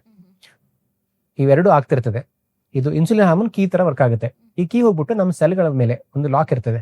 ಆ ಲಾಕ್ ಓಪನ್ ಮಾಡುತ್ತೆ. ಈ ಗ್ಲೂಕೋಸ್ ತಯಾರಾಗಿದ್ದು ಸೆಲ್ ಒಳಗಡೆ ಹೋಗ್ತದೆ. ಅವಾಗಲೇ ಶಕ್ತಿ ಬರೋದು. ಈಗ ನಾನು ಮಾತಾಡ್ತಿದ್ದೀನಿ, ಶಕ್ತಿ ಇದೆ. ಎಲ್ಲಿಂದ ಬರ್ತಿದೆ? ಗ್ಲೂಕೋಸ್ ಇಂದ. ಈ ಪ್ರಕ್ರಿಯೆ ನಿರಂತರವಾಗಿ ನಡೀತಾ ಇರ್ತದೆ ಹೆಲ್ದಿ ಆಗಿದ್ದಾಗ. ಡಯಾಬಿಟಿಸ್ ಬಂತು ಅಂದ್ರೆ ಏನಾಗ್ತದೆ? 3 ಸಮಸ್ಯೆಗಳಾಗ್ತದೆ. ಈ ಕೀಗಳೇನ್ ಬೇಕಲ್ಲ ಪ್ಯಾಂಕ್ರಿಯಾಸ್ ಇಂದ, ಆ ಕೀಗಳು ಸರಿಯಾದ ಪ್ರಮಾಣದಲ್ಲಿ ಬರಲ್ಲ. ಈಗ 20 ಕೀ ಬೇಕು ನನಗೆ ಅಂತಂದ್ರೆ ಬರೀ 10 ಕೀ ರಿಲೀಸ್ ಆಗುತ್ತೆ. ಒಂದ್ ಸಮಸ್ಯೆ. ಇನ್ನೊಂದ್ ಸಮಸ್ಯೆ, ಕೀಗಳು ರಿಲೀಸ್ ಆದ್ರೂ ಕೂಡ ಸರಿಯಾದ ಕ್ವಾಲಿಟಿ ಕೀ ರಿಲೀಸ್ ಆಗಲ್ಲ. ಕೀಗಳು ಅಂಕಡೊಂಕಾದಾಗ ಲಾಕ್ ಓಪನ್ ಆಗಲ್ಲ. ಅದು 2ನೇ ಸಮಸ್ಯೆ. 3ನೇ ಸಮಸ್ಯೆ ಏನಾಗ್ತದೆ? ಕೆಲವೊಂದ್ಸರಿ ಲಾಕೇ ಹಾಳಾಗಿರ್ತದೆ, ಸೂಕ್ಷ್ಮತೆ ಕಳ್ಕೊಂಡಿರ್ತದೆ. ಇದು ನನ್ನ ಕೀ ಅಂತ ಗೊತ್ತಾಗಲ್ಲ. ಕೆಲವೊಂದ್ಸರಿ ಟಯರ್ಡ್ ಆಗಿ ಮನೆಗೆ ಹೋದಾಗ ಫ್ರಸ್ಟ್ರೇಟ್ ಆಗಿರ್ತೀವಿ ಮೊದ್ಲೇ, ಅವತ್ತು ಕೀ ಓಪನ್ ಮಾಡಿದ್ರು ಲಾಕ್ ಓಪನ್ ಆಗಲ್ಲ ಅವತ್ತಿನ ದಿವಸನೇ. ಹಾಗೆ ಯಾಕಂದ್ರೆ ಸೂಕ್ಷ್ಮತೆ ಕಳ್ಕೊಂಡಿರ್ತದೆ. ಸೊ ಈ 3 ಸಮಸ್ಯೆಗಳು ಟೈಪ್ 2 ಡಯಾಬಿಟಿಸ್ ಅಲ್ಲಿ ಆಗ್ತದೆ. ಸೊ ಈಗ ಮೊದಲ ಒಂದು ಟ್ಯಾಬ್ಲೆಟ್ ಏನ್ ಹೇಳೋದಲ್ಲ ನಿಮ್ಗೆ, ಜನಗಳು ಯಾಕೆ ಲೈಫ್ ಲಾಂಗ್ ಮೆಡಿಸಿನ್ ತಗೊಳ್ತೀರಿ ಅಂತಂದ್ರೆ ಮಾಪಿಂಗ್ ಕೆಲಸ ಮಾಡ್ತಿದೆ ಟ್ಯಾಬ್ಲೆಟ್. ಅದು ಅಂದ್ರೆ ಏನು? ನನ್ನ ದೇಹದಲ್ಲಿ ಆ ಫಸ್ಟ್ ಟ್ಯಾಬ್ಲೆಟ್ ಹೋಗ್ಬಿಟ್ಟು ನನ್ನ ಲಿವರ್ಗೆ ಹೇಳುತ್ತೆ, ನೋಡಪ್ಪ ನನ್ನ ಸಿಸ್ಟಮ್ ಹಾಳಾಗಿದೆ, ನನಗೆ 10 ಯೂನಿಟ್ ಸಕ್ಕರೆ ಬೇಕು, ಬಟ್ ನನಗೆ ಸಿಸ್ಟಮ್ ಅಲ್ಲಿ ಕೆಪಬಿಲಿಟಿ ಇಲ್ಲ. 10 ಯೂನಿಟ್ಸ್ ಗ್ಲೂಕೋಸ್ ಅನ್ನ ಪ್ರೊಸೆಸ್ ಮಾಡೋ ಕೆಪಬಿಲಿಟಿ ಇಲ್ಲ. ಇನ್ನೊಂದು ಕೆಲಸ ಮಾಡು, 5 ಯೂನಿಟ್ ಆಫ್ ಗ್ಲೂಕೋಸ್ ಬಿಟ್ಬಿಡು ಅಂತ ಹೇಳ್ತದೆ. ಅವಾಗ ಏನ್ ಮಾಡುತ್ತೆ? ಲಿವರ್ ಒಬ್ಬೆ ಮಾಡ್ಬಿಟ್ಟು 5 ಯೂನಿಟ್ಸ್ ಗ್ಲೂಕೋಸ್ ಬಿಟ್ಬಿಡ್ತದೆ. 5 ಯೂನಿಟ್ಸ್ ಅಬ್ಸರ್ವ್ ಆಗುತ್ತೆ. ಓಕೆ, ಶುಗರ್ ಲೆವೆಲ್ ಚೆಕ್ ಮಾಡಿದಾಗ ನಾರ್ಮಲ್ ಇದೆ ಅಂತ ಅನ್ಸುತ್ತೆ. ಬಟ್ ನನ್ನ ಬಾಡಿಗೆ ಎಷ್ಟು ಬೇಕಿತ್ತು? 10 ಯೂನಿಟ್ಸ್. ನಾವು ಏನ್ ಮಾಡಿದ್ವಿ? ಮತ್ತೆ ನಮ್ ದೇಹ ಕುಚ್ಚು ಮಾಡಿದ್ವಿ, ಬರೀ 5 ಮಾತ್ರ ಕೊಡಿ ಅಂತ ಹೇಳ್ಬಿಟ್ಟು 5 ಮಾತ್ರ ರಿಲೀಸ್ ಮಾಡ್ತು. ನನ್ನ ಬಾಡಿಗೆ ಆಕ್ಚುಲಿ ಬೇಕಾಗಿದ್ದು 10. ಅವಾಗ ಏನಾಗುತ್ತೆ? ಈ ವ್ಯಕ್ತಿ ಶುಗರ್ ಲೆವೆಲ್ ನಾರ್ಮಲ್ ಅನ್ಸುತ್ತೆ, ಬಟ್ ಅವನಿಗೆ ಏನಾಗುತ್ತೆ? ಸುಸ್ತು ಸುಸ್ತು ಸುಸ್ತು. ಯಾಕಂದ್ರೆ ಗ್ಲೂಕೋಸ್ ಅಬ್ಸರ್ವ್ ಆಗಿಲ್ಲ ಅಂದ್ರೆ ಎನರ್ಜಿ ಸಿಗಲ್ಲ, ಅರ್ಧ ಎನರ್ಜಿ. ಅದಕ್ಕೆ 3-4 ಗಂಟೆ ಆಗೋಷ್ಟೊತ್ತಿಗೆ ಸಾಕಪ್ಪ, ನನ್ಗೆ ದಿನ ಮುಗಿತು, ಇನ್ನು ಕೆಲಸ ಮಾಡಕ್ಕಾಗಲ್ಲ. ತುಂಬಾ ಯಂಗ್ಸ್ಟರ್ ತುಂಬಾ ಟೈರ್ಡ್ ಆಗ್ತಾರೆ. ಯಾಕಂದ್ರೆ ಫಸ್ಟ್ ಟ್ಯಾಬ್ಲೆಟ್ ತಗೊಂಡಾಗ ಈ ರೀತಿ ಸಮಸ್ಯೆ ಆಗ್ತದೆ. ಇದು ರೀಸನ್. ಇದೇನ್ ಮಾಡಿದ್ರೆ ಮಾಪಿಂಗ್ ಮಾಡ್ತಿದ್ದೀರಾ. ಇನ್ನು ಸೆಕೆಂಡ್ ಟ್ಯಾಬ್ಲೆಟ್ ಏನ್ ಮಾಡ್ತದೆ ಅಂತಂದ್ರೆ, ಈಗ ಸಪೋಸ್ ಈ ಒಂದು ಎತ್ತಿನ ಗಾಡಿ ಅನ್ಕೊಳ್ಳೋಣ. ಎತ್ತಿನ ಗಾಡಿ ಹೋಗ್ತಿರ್ತದೆ, ರೈಟ್? ಆ ಎತ್ತಿಗೆ ಮೊದ್ಲೇ ಕಾಲಲ್ಲಿ ಏನೋ ಪೇನ್ ಆಗಿದೆ. ಓಕೆ, ಕಾಲಲ್ಲಿ ಪೇನ್ ಆಗಿದೆ, ಅದು ಓಡ್ತಾ ಇಲ್ಲ, ಬಟ್ ನಿಮ್ಗೆ ಬೇಗ ಹೋಗೋದಿದೆ. ಈಗ ಫಸ್ಟ್ ವ್ಯಕ್ತಿ ಕಂಪ್ಲೇಂಟ್ ಮಾಡಿದ, ಟ್ಯಾಬ್ಲೆಟ್ ತಗೊಳ್ತಿದ್ದೀನಿ, ಶುಗರ್ ನಾರ್ಮಲ್ ಇದೆ ಅಂದ್ರೆ ಸುಸ್ತಾಗ್ತಿದೆ ಅಂತ. ಇನ್ನೊಂದ್ಸರಿ ಹೋಗ್ತಾನೆ 1 ವರ್ಷ ಆದ್ಮೇಲೆ ಡಾಕ್ಟರ್ ಹತ್ರ. ಅವನೇನ್ ಮಾಡ್ತಾನೆ? ಡಾಕ್ಟರ್ ಇನ್ನೊಂದು ಮಾತ್ರೆ ಕೊಟ್ಬಿಡ್ತಾನೆ. ಆ ಇನ್ನೊಂದು ಮಾತ್ರೆ ಏನ್ ಕೆಲಸ ಮಾಡ್ತದೆ ಹೇಳ್ತೀನಿ ನಿಮ್ಗೆ. ಈಗ ಎತ್ತಿನ ಗಾಡಿ ಹೋಗ್ಬೇಕಾದ್ರೆ ಆ ಎತ್ತಿಗೆ ಆಲ್ರೆಡಿ ಪೆಟ್ಟಾಗಿದೆ, ಕಾಲಲ್ಲಿ ಪೆಟ್ಟಾಗಿದೆ, ಬಟ್ ನಿಮ್ಗೆ ಬೇಗ ಹೋಗೋದಿದೆ. ನೀವೇನ್ ಮಾಡ್ತೀರಾ? ಚಾಬುಕ್ ತಗೊಂಡು ಹೊಡಿತೀರಾ. ಹೊಡೆದಾಗೆಲ್ಲ ಓಡುತ್ತೆ, ಮತ್ತೆ ಸುಸ್ತಾಗುತ್ತೆ, ಮತ್ತೆ ನಿಂತ್ಕೊಳ್ಳುತ್ತೆ, ಮತ್ತೆ ಹೊಡಿತೀರಾ, ಮತ್ತೆ ಓಡುತ್ತೆ. ಎಷ್ಟೆಲ್ಲ ಹೊಡಿತೀರಾ? ಬರೇ ಬೀಳ್ತೇವೆ, ಅದಕ್ಕೂ ಸುಸ್ತಾಗುತ್ತೆ, ಅದು ಸತ್ತೋಗುತ್ತೆ. ಸೆಕೆಂಡ್ ಮಾತ್ರೆ ಏನ್ ಕೊಡ್ತಾರಲ್ಲ, ಸೆಕೆಂಡ್ ಮಾತ್ರೆ ಟೆಕ್ನಿಕಲಿ ಏನ್ ಮಾಡ್ತಿದೆ ಅಂದ್ರೆ ನಮ್ಮ ಒಂದು ಪ್ಯಾಂಕ್ರಿಯಾಸ್ ಮೇಲೆ ಪ್ರೆಷರ್ ಆಗ್ತಿದೆ, ರಿಲೀಸ್ ಮಾಡು ಇನ್ಸುಲಿನ್ ರಿಲೀಸ್ ಮಾಡು ಅಂತ ಹೇಳ್ಬಿಟ್ಟು. ನಮ್ಮಲ್ಲಿ ದೇಹದಲ್ಲಿ ಓಕೆ ಜಾಸ್ತಿ ಕೇಳ್ತೇವೆ ಅಂತ ಬಿಟ್ಟು ಜಾಸ್ತಿ ಇನ್ಸುಲಿನ್ ರಿಲೀಸ್ ಮಾಡ್ತಾ ಹೋಗ್ತದೆ. ಆವಾಗ ಏನಾಗುತ್ತೆ, ಜಾಸ್ತಿ ಇನ್ಸುಲಿನ್ ರಿಲೀಸ್ ಮಾಡಿದಾಗ ನಾವು ತಗೊಳ್ತಕ್ಕಂಥ ಗ್ಲೂಕೋಸ್ ಅಬ್ಸರ್ವ್ ಆಗ್ತಾ ಹೋಗ್ತದೆ. ಆ ಮೂಮೆಂಟಿಗೆ ಈಗ ಎನರ್ಜಿ ಬಂತು ಅಂತ ಅನ್ಸುತ್ತೆ, 10 ದಿವಸ 20 ದಿವಸ 30 ದಿವಸ. ಬಟ್ ಎಷ್ಟು ದಿವಸ ಅಂದ್ರೆ ಚಾಬುಕಿ ಇಟ್ಟು ಹೊಡಿತೀರಾ ನೀವು, ಅದೇ ಎರಡನೇ ಸಮಸ್ಯೆ. ಇದೆಲ್ಲವೂ ಆಯ್ತಾ, ಅವಾಗ ನಿಮ್ ಲಿವರ್ ನಿಮ್ಮ ಪ್ಯಾಂಕ್ರಿಯಾಸ್ ಏನಾಗಿದೆ ಕಂಪ್ಲೀಟ್ ಆಗಿ ಇನ್ಸುಲಿನ್ ಪ್ರೊಡ್ಯೂಸ್ ಮಾಡೋದು ಬಂದಾಗುತ್ತೆ, ಕಡಿಮೆ ಆಗುತ್ತೆ. ಅವಾಗ ಏನ್ ಮಾಡ್ತೀರಾ, ಇದು ವರ್ಕ್ ಆಗ್ತಿಲ್ಲ, ಮೂರನೇದಾಗಿ ಹೊರಗಡೆನೆ ಇನ್ಸುಲಿನ್ ಕೊಟ್ಬಿಡಿ. ಹೆಂಗು ಬಾಡಿ ಫಂಕ್ಷನ್ ಸರಿ ಮಾಡ್ತಿಲ್ಲ, ಆಚೆಯಿಂದ ಆರ್ಟಿಫಿಷಿಯಲ್ ಇನ್ಸುಲಿನ್ ಬಿಟ್ಬಿಡಿ ಅಂತ ಹೇಳ್ತೀವಿ. ಅದಕ್ಕೆ ಇನ್ಸುಲಿನ್ ಇಂಜೆಕ್ಷನ್ ತಗೊಳ್ತಾ ಇರೋದು. ರೆಗ್ಯುಲರ್ ಆಗಿ ಒಬ್ಬೊಬ್ರು ಡೈಲಿ ತಗೊಳ್ತಾರೆ. ಯಾಕಂದ್ರೆ ಮುಂಚೆ ನಮ್ ಬಾಡಿಗೆ ಅಷ್ಟು ಅಬ್ಯೂಸ್ ಮಾಡಿದೀವಿ. ಒಂದು ಎತ್ತಿಗೆ ನೀವು ರಪ್ ಅದ್ ಎಷ್ಟು ಹೊಡಿತೀರಾ ಅಷ್ಟು ಅಬ್ಯೂಸ್ ಆಗುತ್ತೆ. ಅಂದ್ರೆ ಆ ಲೆವೆಲ್ ಹೋಗೋವರೆಗೂ ನಾವು ಬಿಟ್ಕೊಬಾರ್ದು. ಸ್ಟಾರ್ಟಿಂಗ್ ಸ್ಟೇಜ್ ಅಲ್ಲೇ ನಾವು ಕ್ಲಿಯರ್ ಮಾಡ್ಕೊಂಡ್ರೆ ಇದೆಲ್ಲ ಸಮಸ್ಯೆ ಆಗಲ್ಲ. ಅಲ್ಲ, ಕ್ಲಿಯರ್ ಈಗ ಇದಕ್ಕೋಸ್ಕರ ಜನಗಳು ಲೈಫ್ ಲಾಂಗ್ ಮೆಡಿಕೇಶನ್ ತಗೊಳ್ತಿದ್ದಾರೆ. ಯಾಕೆ ಅಂತಂದ್ರೆ ಎಲ್ಲೂ ನಾವು ಟ್ಯಾಪ್ ಫಿಕ್ಸಿಂಗ್ ಕೆಲಸ ಮಾಡಿಲ್ಲ. ಟ್ಯಾಪ್ ಲೀಕ್ ಆಗ್ತಿದೆ, ಫಿಕ್ಸಿಂಗ್ ಕೆಲಸ ಮಾಡಿಲ್ಲ. ಗುಡುಚಿ ಆಯುರ್ವೇದದಲ್ಲಿ ನಾವು ಮಾಡತಕ್ಕಂಥದ್ದು ರಿಪೇರ್ ಕೆಲಸ. ತುಂಬಾ ಜನ ಕೇಳ್ತಾರೆ, ನಾವು ನಿಮ್ಮ ಹತ್ರ ಬಂದಾಗ ಈ ಮೆಡಿಸಿನ್ ತಗೋ ಅಂತ ಹೇಳ್ತೀರಾ, ಈ ಮೆಡಿಸಿನ್ ತಗೋ ಅಂತ ಹೇಳ್ತೀರಾ. ಯಾಕೆ ಹೇಳ್ತೀವಿ ಸ್ಟಾರ್ಟಿಂಗ್ ಅಲ್ಲಿ ಅಂತಂದ್ರೆ, ಈಗ ನಿಮ್ ಟ್ಯಾಪ್ ರಿಪೇರಿ ಮಾಡಕ್ 3 ತಿಂಗಳು ಬೇಕು ಅನ್ಕೊಳ್ಳಿ. ಈಗ 3 ತಿಂಗಳು ನಾನ್ ಟ್ಯಾಪ್ ರಿಪೇರಿ ಮಾಡ್ಬೇಕಾದ್ರೆ ಮಾಪ್ ಮಾಡಲ್ಲ ಅಂತ ಹೇಳ್ತೀರಾ? ಮಾಪ್ ಮಾಡ್ಲೇಬೇಕು, ಇಲ್ಲಾಂದ್ರೆ ನೀರ್ ಹಂಗೆ ಉಳ್ಕೊಂಡ್ ಬಿಡ್ತದೆ. ಅದಕ್ಕೆ ನಾವು ಸ್ಟಾರ್ಟಿಂಗ್ ಅಲ್ಲಿ ನಾವು ರಿಪೇರಿ ಮಾಡ್ತಿದೀವಪ್ಪ, ನಮ್ಗೆ ಟೈಮ್ ಬೇಕು 3 ತಿಂಗಳು, ಅಲ್ಲಿವರೆಗೆ ಈ ಮಾಪಿಂಗ್ ಕೆಲಸ, ಅತಿಯಾದ ಗ್ಲೂಕೋಸ್ ಏನ್ ಪ್ರೊಡ್ಯೂಸ್ ಆಗಿದೆಯಲ್ಲ ಅದು ಆಚೆ ಹಾಕೋ ಕೆಲಸ ಆಗ್ಬೇಕು. ಅದಕ್ಕೆ ಮಾಪಿಂಗ್ ಕೆಲಸ ನೀವು ಮಾಡ್ತಾ ಇರ್ಬೇಕು 3 ತಿಂಗಳು. ಅದಕ್ಕೆ ಎರಡು ಮಾತ್ರೆಗಳನ್ನ ಒಟ್ಟೊಟ್ಟಿಗೆ ತಗೊಳ್ಬೇಕು ಅಂತ ಹೇಳ್ತೀವಿ. ರಿಪೇರಿ ಆದ್ಮೇಲೆ ಮಾಪಿಂಗ್ ಮಾಡೋ ಅವಶ್ಯಕತೆ ಇರ್ತದ? ಟ್ಯಾಪ್ ರಿಪೇರಿ ಆಯ್ತು, ಲೀಕೇಜ್ ಆಗ್ತಿಲ್ಲ, ಅವಾಗ್ಲೂ ಮಾಪ್ ಮಾಡ್ತೀರಾ? ಇಲ್ಲ. ಹಾಗಾಗಿ ನಾವೇನ್ ಮಾಡ್ತೀವಿ ಅಂದ್ರೆ, ಯಾವಾಗ ನಿಮ್ ಸಿಸ್ಟಮ್ ರಿಪೇರಿ ಆಯ್ತಲ್ಲ, ಗ್ರಾಜುಯಲ್ ಆಗಿ ನೀವೇನು ಔಷಧಿಗಳು ತಗೋತಿರ್ತೀರ ಅದೆಲ್ಲ ಕಡಿಮೆ ಮಾಡ್ತಾ ಬರ್ತೀವಿ. ಸರ್, ಡಯಾಬಿಟಿಸ್ ಬಗ್ಗೆ ಏನೆಲ್ಲ ತಪ್ಪು ಕಲ್ಪನೆ ಇದೆ ಸರ್? ಒಂದು ಟಾಬ್ಲೆಟ್ ಬಗ್ಗೆ ನಾನೇ ಹೇಳಿದೆ, ಲೈಫ್ ಲಾಂಗ್ ಟಾಬ್ಲೆಟ್ ತಗೋಬೇಕಂತ, ಅದಕ್ಕೊಂದು ಕ್ಲಾರಿಟಿ ಕೊಟ್ರೆ ಇನ್ನೇನೆಲ್ಲ ಇದೆ?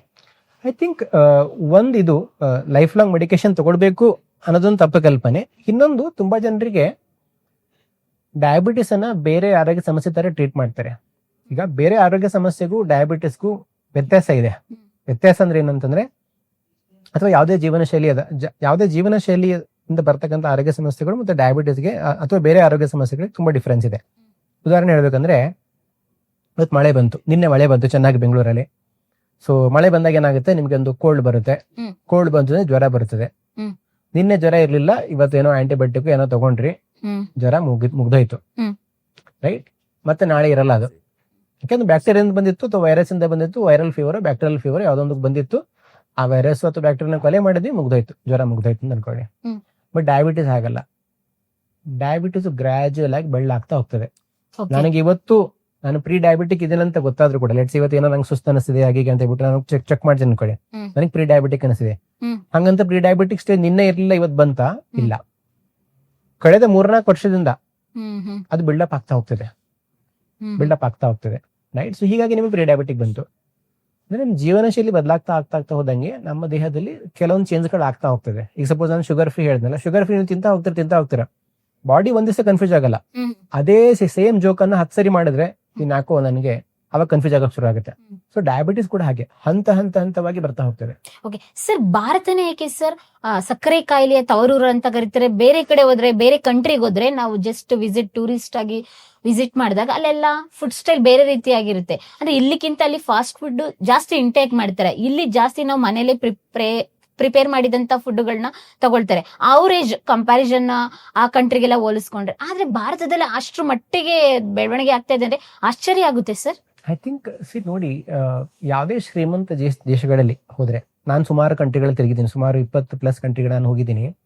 ಸೊ ಯಾವುದೇ ಕಂಟ್ರಿಗಳಲ್ಲಿ ಈಗ ನೀವು ಸಿಂಪಲ್ ಒಂದು ಚಿಪ್ಸ್ ತಗೊಳ್ಳಿ ನೀವು, ಅಥವಾ ನೀವು ಯಾವುದೇ ಇವನ್ ಹೇಳ್ತಿರಲ್ಲ, the standards of any of the fast food chain ಇಲ್ಲೇನಿದಾವಲ್ಲ, ಯಾವುದೇ ಒಂದು ಲೀಡಿಂಗ್ ಗ್ಲೋಬಲ್ ಚೈನ್ ಇದಾವಲ್ಲ, ಅವರಲ್ಲಿ ಫುಡ್ ಸ್ಟ್ಯಾಂಡರ್ಡ್ ಬೇರೆ ಕಂಟ್ರಿಗೆ ಹೋಲ್ಸ್ಕೊಂಡ್ಬಿಟ್ರೆ ತುಂಬಾ ಕಳಪೆ ಪ್ರಮಾಣದಿದೆ. ಇನ್ಫ್ಯಾಕ್ಟ್ ಸುಮಾರು ವಿಡಿಯೋಗಳು ನಿಮಗೆ ಸಿಗ್ತವೆ. ಗ್ಲೋಬಲ್ ಬ್ರ್ಯಾಂಡ್ ಇರ್ಬೋದು, ಅದೇ ಬ್ರ್ಯಾಂಡು ಅಮೆರಿಕದಲ್ಲಿ ಕೊಡ್ತಕ್ಕಂಥ ಫುಡ್ ಕ್ವಾಲಿಟಿ ವರ್ಸಸ್ ಇಂಡಿಯಾದಲ್ಲಿ ಕೊಡ್ತಕ್ಕಂಥ ಫುಡ್ ಕ್ವಾಲಿಟಿಗೆ ತುಂಬಾ ಶತಗತ ಡಿಫರೆನ್ಸಸ್ ಇದೆ.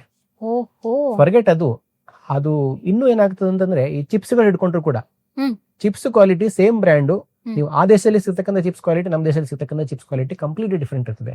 ಯಾಕೆ ಅಂತಂದ್ರೆ, ಎಲ್ಲ ಕಡೆ ನಾವು ಬಡ ದೇಶ, ಜನಗಳಲ್ಲಿ ಸ್ಪೆಂಡಿಂಗ್ ಪವರ್ ಕಡಿಮೆ ಇದೆ. ಅವಾಗ ಏನಾಗುತ್ತೆ, ನಮ್ಮ ಕಂಟ್ರಿಗೆ ಬಂದಾಗ ನಮ್ಮ ಕಂಟ್ರಿ ಪ್ರೈಸ್ ಪಾಯಿಂಟಿಗೆ ಮ್ಯಾಚ್ ಮಾಡಕ್ ಹೋಗಿ ಏನ್ ಮಾಡ್ತಾರೆ, ಕಳಪೆ ಕ್ವಾಲಿಟಿ ಫುಡ್ ಗ್ರೇಡ್ ಪ್ರಾಡಕ್ಟ್ಸ್ ಅನ್ನು ಹಾಕ್ತಾ ಹೋಗ್ತಾರೆ. ಹೀಗಾಗಿ ಯಾವಾಗ ಫುಡ್ ಹಾಳಾಗುತ್ತೆ ಆವಾಗ ಇದು ಬರ್ತದೆ, right? So that is one of the reasons. Okay, ಅಂದ್ರೆ ಕ್ವಾಲಿಟಿನ ನಮ್ಮ ಇಂಡಿಯಾದಲ್ಲಿ ಮೇಂಟೈನ್ ಮಾಡ್ತಿಲ್ಲ, ಫುಡ್ ಕ್ವಾಲಿಟಿ ಡೆಫಿನೆಟ್ಲಿ ಮೇಂಟೈನ್ ಮಾಡ್ತಿಲ್ಲ. ಇವನ್ ಸೇಮ್ ಲೀಡಿಂಗ್ ಬ್ರ್ಯಾಂಡ್ಸ್ ನೀವು ಅನ್ಕೋಬಹುದು, ನಾನು ಅಮೆರಿಕಾದಲ್ಲಿ ತಿಂದಾಗ ಬೇರೆ ಕ್ವಾಲಿಟಿ ಸಿಗ್ತದೆ, ಇಲ್ಲಿ ತಿಂದಾಗ ಬೇರೆ ಕ್ವಾಲಿಟಿ. ಎಕ್ಸ್ಪೀರಿಯನ್ಸ್ ಅಂತ ದೊಡ್ಡ ದೊಡ್ಡ ಬ್ರ್ಯಾಂಡ್, ಫೇಮಸ್ ಬ್ರ್ಯಾಂಡ್ ಗಳು ಕೂಡ ಕ್ವಾಲಿಟಿನ ಮೇಂಟೈನ್ ಮಾಡ್ತಿಲ್ಲ. ಬೇರೆ ಕಂಟ್ರಿಲಿ ಸಿಗುವಂತ ಕ್ವಾಲಿಟಿ ತುಂಬಾ ಕಳಪೆ ಮಟ್ಟದಲ್ಲಿ ಬರ್ತಾ ಇದೆ. Price because of the one ಈಗ ರೀಸನ್. ನನ್ಗೆ ಜನಗಳು ನಮ್ಮ ಹತ್ರ ಈಗ ಯಾವ್ದೊಂದು ಸೇಮ್ ಫಾಸ್ಟ್ ಫುಡ್ ಅನ್ನ I can't keep the same American price ಬೇರೆ ಇದೆ, ಇಂಡಿಯನ್ ಪ್ರೈಸ್ ಬೇರೆ ಇದೆ. ಓಕೆ, ಈಗ ಇಲ್ಲಿ ಪ್ರೈಸ್ ಮ್ಯಾಚ್ ಮಾಡಿ ಕೊಡ್ಬೇಕು ಅಂತಂದ್ರೆ ಎಲ್ಲೊಂದ್ ಕಡೆ ಕಾಂಪ್ರಮೈಸ್ ಆಗ್ಲೇಬೇಕು. That is one of the reasons. ಅದಕ್ಕೆ ಬಿಟ್ರೆ ಉದಾಹರಣೆಗೆ ಸಕ್ಕರೆ, ನಾವು ಅತಿಯಾದ ಶುಗರ್ ಕನ್ಸಂಪ್ಷನ್ ಮಾಡ್ತೀವಿ. ಚಹಾ ಫಾರ್ಮ್ ಅಲ್ಲೂ ಕೂಡ ನಾವು ಅತಿಯಾದ ಶುಗರ್ ಕನ್ಸ್ಯೂಮ್ ಮಾಡ್ತೀವಿ. ಬೇರೆ ಯಾವ್ದೀಗ ನೀವು UK ಹೋಗಿ, ಈಗ ಬ್ರಿಟಿಷ್ ಟೀ ಅಂತ ಹೇಳ್ತಾರೆ, ಅವ್ರೇನ್ ಕುಡಿತಾರೆ? ಬರೀ ಟೀ ಪೌಡರ್ ಮಾತ್ರ, ಬರೀ ಬ್ಲಾಕ್ ಟೀ ಕುಡಿತಾರೆ. ನಮ್ ತರ ಈ ದಿನಕ್ಕೆ ಒಂದ್ 5-6 ಸಲ ಅಲ್ಲ, ಅವ್ರು ಬರೀ ಟೀ ಕುಡಿತಾರೆ. ಅಂದ್ರೆ ನಮ್ ತರ ಇದು ಮಾಡಲ್ಲ, ಪಾಯಸ ಮಾಡಲ್ಲ. ಟೀ ಅಂದ್ರೇನು, ನಮ್ದು ಟೀ ಪಾಯಸ.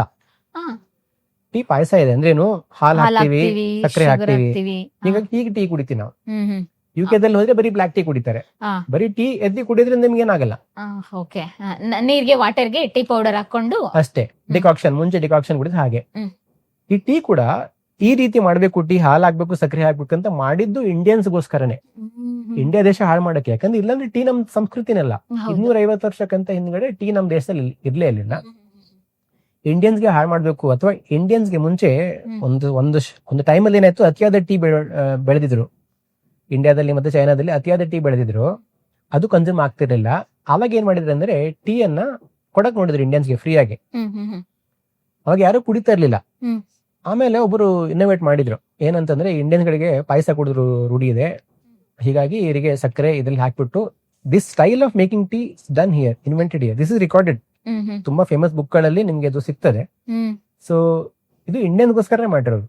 ಇವಾಗ ಏನಾಗುತ್ತೆ, ಅತಿಯಾದ ಸಕ್ಕರೆ ಹಾಕ್ತಿದೀವಿ, ಅತಿಯಾದ ಹಾಲು ಹಾಕ್ತಿದೀವಿ. ಆ ಹಾಲು ಕೂಡ A1 ಹಾಲು ಹಾಕ್ತಿದೀವಿ, A1 ಹಾಲು ಕುಡಿತಾ ಇದೀವಿ, ಪ್ಲಸ್ ಸಕ್ಕರೆ ಕುಡಿತಾ ಇದೀವಿ. ಒಬ್ಬ ಮನುಷ್ಯ 200-250 ಗ್ರಾಮ್ ಅನ್ವಾಂಟೆಡ್ ಶುಗರ್ ದಿನ ತಗೊಳ್ತಿದ್ದೇನೆ. ಮತ್ತೆ ನಮ್ಮ ಮಾರ್ನಿಂಗ್ ಸ್ಟಾರ್ಟ್ ಆಗದೆ ಕಾಫಿ ಟೀ ಇಂದ. ವಿತೌಟ್ ಕಾಫಿ ಟೀ 99% ಜನ ಎದ್ದೇಳೋದೇ ಇಲ್ಲ. ಕಾಫಿ ಟೀ ಇಂದಲೇ ಒಂದು ರಿಲ್ಯಾಕ್ಸ್ ಸಿಗ್ಬೇಕಂತ ಹೇಳಿದ್ರೆ, ಅದರಲ್ಲೂ IT-BT ಅಥವಾ ಯಾರಾದ್ರೂ ವರ್ಕ್ ಮಾಡ್ತಾ ಇದಾರೆ ಅಂತ ಹೇಳಿ ದಿನಕ್ಕೆ 4-5 ಸತಿ tea break, coffee break. Sugar ಏನಿದೆ ಅಂದ್ರೆ ಅದು ಬೇಕು ಕ್ರೇವಿಂಗ್ ಕ್ರಿಯೇಟ್ ಮಾಡ್ತಾ ಹೋಗ್ತದೆ. ಅತಿಯಾದ ಕ್ರೇವಿಂಗ್ ನೀವು ಎಷ್ಟು ಕೊಡ್ತಾ ಹೋಗ್ತದೆ ಅಷ್ಟು ಕ್ರೇವಿಂಗ್ ಕ್ರಿಯೇಟ್ ಆಗ್ತಾ ಹೋಗ್ತದೆ. ಮತ್ತೆ ನಮ್ಮ ಇಂಡಿಯಾದಲ್ಲಿ ತಗೊಂಡ್ರೆ ಅವರೇಜ್ ತಗೊಂಡಾಗ ಹಳ್ಳಿಲ್ ಜಾಸ್ತಿ ಡಯಾಬಿಟಿಕ್ ಪೇಷಂಟ್ ನ ನೋಡ್ತೀವ ಅಥವಾ ಸಿಟಿ ಇಲ್ಲ, ಅಥವಾ ಕಂಪ್ಯಾರಿಸನ್ ತಗೊಂಡ್ರೆ ಲೇಡೀಸ್ ಅಲ್ಲಿ ಜಾಸ್ತಿನಾ ಜೆಂಟ್ಸ್ ಅಲ್ಲಿ ಜಾಸ್ತಿನಾ, ಹೇಗೆ? ಗಂಡ್ ಮಕ್ಕಳಲ್ಲಿ ಸರ್ವೇ ಸಾಮಾನ್ಯ ಜಾಸ್ತಿ ಇರ್ತದೆ. ಯಾಕಂತಂದ್ರೆ stress is one of the major reasons. ಗಂಡ್ ಮಕ್ಕಳಕ್ಕಿಂತ ಇವಾಗ ಯಾರೆಲ್ಲ ವರ್ಕ್ ಮಾಡ್ತಾರೆ, ಕೆಲವೊಬ್ರು ಈಗ ಪರ್ಟಿಕ್ಯುಲರ್ಲಿ ಹೆಣ್ಮಕ್ಳು ಕೆಲಸ ಮಾಡ್ಬೇಕಾದ್ರೆ ಕಾಲ್ ಸೆಂಟರ್ ಕೆಲಸ ಮಾಡೋರು ತುಂಬಾ ಜನ ಇದ್ದಾರೆ. ಅವರೆಲ್ಲ ಕೂಡ diabetes, anything that is against the nature, ಈ ಸರ್ಕೇಡಿಯನ್ ರಿದಮ್ ಅಗೇನ್ಸ್ಟ್ ಹೋಗ್ತಿರ್ತೀವಿ. ನೈಟ್ ಶಿಫ್ಟ್ ಅಲ್ಲಿ ವರ್ಕ್ ಮಾಡೋದು, ಯಾರೆಲ್ಲ ನೈಟ್ ಶಿಫ್ಟ್ ವರ್ಕ್ ಮಾಡ್ತಾರೆ, ಹೆಣ್ಮಕ್ಳು ಇದ್ರೆ PCOD ಬಂದೇ ಬರ್ತದೆ, ಗಂಡ್ ಮಕ್ಕಳು ಇದ್ರೆ ಡಯಾಬಿಟಿಸ್ ಬಂದೇ ಬರುತ್ತೆ. ಆ ರೀತಿ ಆಗಿದೆ. ಸೊ ಅದು ಒಂದು. ಇನ್ನೊಂದು, ಯಾರು ಸ್ಟ್ರೆಸ್ಗೆ ಎಕ್ಸ್ಪೋಸ್ ಆಗಿದ್ದಾರೆ, ಯಾರು ಅತಿಯಾದ ಔಟ್ಸೈಡ್ ಫುಡ್ ಗೆ ಎಕ್ಸ್ಪೋಸ್ ಆಗಿದ್ದಾರೆ, ಯಾರು ಫಿಸಿಕಲ್ ಆಕ್ಟಿವಿಟಿ ಏನು ಮಾಡ್ತಿಲ್ಲ, ಇಂಥವ್ರಿಗೆ ಗಂಡು ಹೆಣ್ಣು ಅನ್ನೋದಕ್ಕಿಂತ ಇದು 3 ಯಾರು ಮಾಡಲ್ಲ. ಅತಿಯಾದ ಹೊರಗಡೆ ಫುಡ್ ಅಥವಾ ಅಗೇನ್ಸ್ಟ್ ದ ನೇಚರ್, ಇಂಥವ್ರಿಗೆ ಮತ್ತೆ ಅತಿಯಾದ ಸ್ಟ್ರೆಸ್ ಗೆ ಯಾರು ಎಕ್ಸ್ಪೋಸ್ ಆಗಿರ್ತಾರೆ, ಅವ್ರು ಗಂಡಾಗಿರ್ಬೋದು ಹೆಣ್ಣಾಗಿರ್ಬೋದು, ಯಾಕಂದ್ರೆ ತಾರತಮ್ಯ ಬೇಡ, ಇವಾಗ ಎಲ್ಲರೂ ಸೇಮ್ ಇದ್ದಾರೆ. ಹೀಗಾಗಿ ಹೆಣ್ಮಕ್ಳು ಕೂಡ ಅತಿಯಾಗಿ ಸ್ಟ್ರೆಸ್ ತಗೊಂಡ್ರೆ ಅವ್ರಿಗೂ ಡಯಾಬಿಟಿಸ್ ಬಂದೇ ಬರುತ್ತೆ. ಹಾಗಾದ್ರೆ ಡಯಾಬಿಟಿಸ್ ಬಂದ್ರೆ ಲೇಡೀಸ್ ಅಲ್ಲಿ ಮತ್ತೆ ಜೆಂಟ್ಸ್ ಅಲ್ಲಿ ಇಬ್ರಲ್ಲೂ ಬೇರೆ ಬೇರೆ ರೀತಿಯಾದ ಪರಿಣಾಮ ಬೀರುತ್ತಾ? ಹೌದು. ಈಗ ಹೆಣ್ಮಕ್ಳಲ್ಲಿ ಏನಾಗುತ್ತೆ ಅಂದ್ರೆ ಹಾರ್ಮೋನಲ್ ಇಂಬ್ಯಾಲೆನ್ಸ್ ಕೂಡ ಲೀಡ್ ಮಾಡ್ತದೆ. ಈಗ PCOD ಆಯ್ತು, ಮತ್ತೆ ನೆಕ್ಸ್ಟ್ ಎವೆನ್ಚುಲಿ ಇನ್ಫರ್ಟಿಲಿಟಿ. ಅವ್ರು ಕನ್ಸೀವ್ ಆದ್ರೂ ಕೂಡ, ಈಗ ಸಪೋಸ್ ನಾವು ಡಯಾಬಿಟಿಕ್ ಇದ್ರೆ ಅನ್ಕೊಳ್ಳಿ, ಅವ್ರು ಕನ್ಸೀವ್ ಆದ್ಮೇಲೆ ತುಂಬಾ ಕಾಂಪ್ಲೆಕ್ಸಿಟಿಗಳು ಆಗಕ್ಕೆ ಶುರು ಆಗ್ತವೆ. ಈಗ ಅವಾಗ ಶುಗರ್ ಲೆವೆಲ್ ಸ್ಪೈಕ್ ಆದಾಗ, ಹುಟ್ಟಿದ ಮಕ್ಕಳುಗಳಲ್ಲಿ ಕೊಡ್ತಕ್ಕಂಥ ಕೆಲವು ಮೆಡಿಸಿನ್ ಗಳಿಂದ ಸೀಸರ್ಸ್ ಬರ್ತಕ್ಕಂಥದ್ದು, ಇವೆಲ್ಲ ಕೂಡ ಸಮಸ್ಯೆ ಆಗ್ತವೆ. ಪರ್ಟಿಕ್ಯುಲರ್ಲಿ ಇನ್ಫರ್ಟಿಲಿಟಿ ಸಂಬಂಧಗಳಿಗೆ ಅವರಿಗೆ ಸುಮಾರು ಸಮಸ್ಯೆಗಳಾಗ್ತವೆ. ಕನ್ಸೀವ್ ಆಗ್ಬೇಕಾದ್ರೂ ಕನ್ಸೀವ್ ಆದ್ಮೇಲೆ ಕೂಡ ಸುಮಾರು ಸಮಸ್ಯೆಗಳಾಗ್ತವೆ ಅವರು ಡಯಾಬಿಟಿಕ್ ಆಗಿದ್ರೆ. ಅದೇ ತುಂಬಾ ಜನಕ್ಕೆ ಕನ್ಸೀವ್ ಆದಾಗ್ಲೇನೆ ಡಯಾಬಿಟಿಸ್ ಬರುತ್ತಲ್ಲ, ಯಾಕೆ ಸರ್? ಮುಂಚೆ ಇರಲ್ಲ ಅವ್ರಿಗೆ.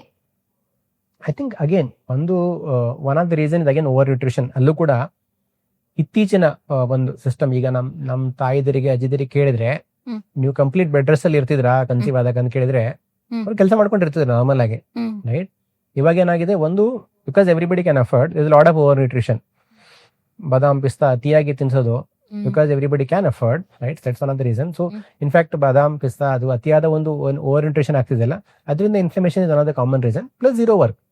ಡಾಕ್ಟರ್ ರೆಸ್ಟ್ ಹೇಳಿದ್ದಾರೆ, ಮಾಡಿ ರೆಸ್ಟ್, ಇದೊಂದು ಬರ್ತದೆ ಇನ್ನೊಂದು ಔಟ್ಪುಟ್. ಸೊ ಇದೆಲ್ಲ ಆಗ್ತದೆ.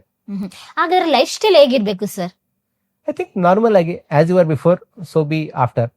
ಎಸ್, ಅಫ್ಕೋರ್ಸ್ ಕೆಲವೊಂದು ಪ್ರಿಕಾಷನ್ಗಳು. ಮುಂಚೆ ಏನಾಗ್ತದೆ ಅಂದ್ರೆ ಅತಿಯಾದ ಟ್ರಾವೆಲ್ ಅಲ್ಲಿ ಎತ್ತಿನ ಗಾಡಿಲಿ ಹೋಗ್ತಿದ್ರು, ಏನೋ ಜರಕಾಗೋದು. ಇವಾಗ ಏನ್ ಸಮಸ್ಯೆಗಳಿಲ್ಲ. I think everything is wonderful. ಮುಂಚೆ ಹೇಗೆ ಕೆಲಸ ಮಾಡ್ಕೊಂಡಿರ್ತೀವಿ ಆ ರೀತಿ ಕೆಲಸ ಮಾಡ್ಕೊಂಡಿದ್ರೆ ಸಾಕು ಅನ್ಸುತ್ತೆ. ಕೆಲವೊಂದ್ಸರಿ ಅತಿಯಾಗಿ ನಾವು ಈ ಕೆಲವೊಂದು ಸಪ್ಲಿಮೆಂಟ್ಗಳು ಕೊಡ್ತಾರೆ. ಆ ಸಪ್ಲಿಮೆಂಟ್ಗಳು ಕೂಡ ಅತಿಯಾಗಿ ನಮ್ಗೆ ಹಾಲಲ್ಲಿ ಕುಡಿದಾಗ, ಅದು ಕುಡಿದಾಗ ಏನಾಗ ಸಕ್ಕರೆ ಹಾಕ್ತಿವಿ. ಪ್ಲಸ್ ಆ ಸಪ್ಲಿಮೆಂಟ್ಗಳು ಕೂಡ ಪ್ರಿಸರ್ವ್ಡ್ ಇರೋದ್ರಿಂದ ನೀವು ಅತಿಯಾದ ತಗೊಂಡಾಗ ಯು ಸೀನ್ ಇಟ್ಸ್ ಇಂಪ್ಲಿಕೇಶನ್ಸ್. ಯಾರು ಒಂದು ಹೆಲ್ದಿಯಾಗಿ ಲೈಫ್ ಮಾಡ್ತಾರೆ ಅವ್ರು ನಾರ್ಮಲ್ ಡೆಲಿವರಿ ಕೂಡ ಆಗ್ತದೆ. ಇಲ್ಲ ಅಂದ್ಬಿಟ್ರೆ ಅನ್ನೆಸೆಸರಿ ಸಿಸೇರಿಯನ್. ಹುಟ್ಟಿದ ಮಗು ಕೂಡ ನಮ್ಗೆ ಇಷ್ಟು ಕೆಜಿ ಇರಬೇಕು, ಅಷ್ಟು ಕೆಜಿ ಇರಬೇಕು, ಈ ತರದೆಲ್ಲ ತಪ್ಪು ಕಲ್ಪನೆಗಳಿಗೆ ಹೋಗ್ಬಿಟ್ಟು ಅವಾಗ ಸಿಸೇರಿಯನ್ಗೆ ವೆಲ್ಕಮ್ ಮಾಡ್ತಕ್ಕಂಥದ್ದು. ಹಾಗಾಗಿ ಮತ್ತೆ ಡಯಾಬಿಟಿಸ್ ಬಂದಿರೋರು ಆಯುರ್ವೇದಿಕ್ ಚಿಕಿತ್ಸೆನ ಏನಕ್ಕೆ ತಗೋಬೇಕು ಸರ್? ಇಂಗ್ಲಿಷ್ ಮೆಡಿಸಿನ್ಗೆ ಹೋಗ್ಬೋದಲ್ಲ? ನಾನು ಆಲ್ರೆಡಿ ಹೇಳಿದೆ, ಒಂದು ನೀವು ತಗೊಳ್ತಕ್ಕಂಥ ಏನ್ ಇಂಗ್ಲಿಷ್ ಮೆಡಿಸಿನ್ ಇದೆಯಲ್ಲ, ಅದು ಮಾಪಿಂಗ್ ಕೆಲಸ ಮಾಡ್ತಿದೆ. ಮನೇಲಿ ಟ್ಯಾಪ್ ಲೀಕೇಜ್ ಆಗ್ತಿದ್ರೆ ಮಾಪ್ ಮಾಡ್ಬಿಟ್ಟು ನೀರು ಆಚೆ ತೆಗಿತಿದೆ. ನಮ್ಮ ಹತ್ರ ಬಂದ್ರೆ ಆಯುರ್ವೇದಕ್ಕಿಂತ ಗುಡುಚೇರದಾಗ ಬಂದ್ರೆ ನಾವು ಏನಕ್ಕೆ ಲೀಕೇಜ್ ಆಗ್ತಿದೆ ಅದನ್ನ ಫಿಕ್ಸ್ ಮಾಡ್ತಿದೀವಿ. ಫಿಕ್ಸ್ ಮಾಡಕ್ ನಮ್ಗೆ 6 ರಿಂದ 9 ತಿಂಗಳು ಬೇಕಾಗ್ತದೆ. ನಿಮಗೆ this is the information that I am giving you. ನಿಮ್ಗೆ ಏನ್ ಸರಿ ಅನ್ಸುತ್ತೆ ನೋಡ್ಕೋಬೇಕು. ಮನೆಯಲ್ಲಿ 20 ವರ್ಷ 30 ವರ್ಷ ನೀರು ಕ್ಲೀನ್ ಮಾಡ್ಕೊಂಡು ಕೂತ್ಕೊಳ್ತೀರಾ, ಅಥವಾ ಟ್ಯಾಪ್ ಹಾಳಾಗಿದ್ರೆ ಟ್ಯಾಪ್ ರಿಪೇರಿ ಮಾಡ್ಕೊಳ್ತೀರಾ? Choice is yours.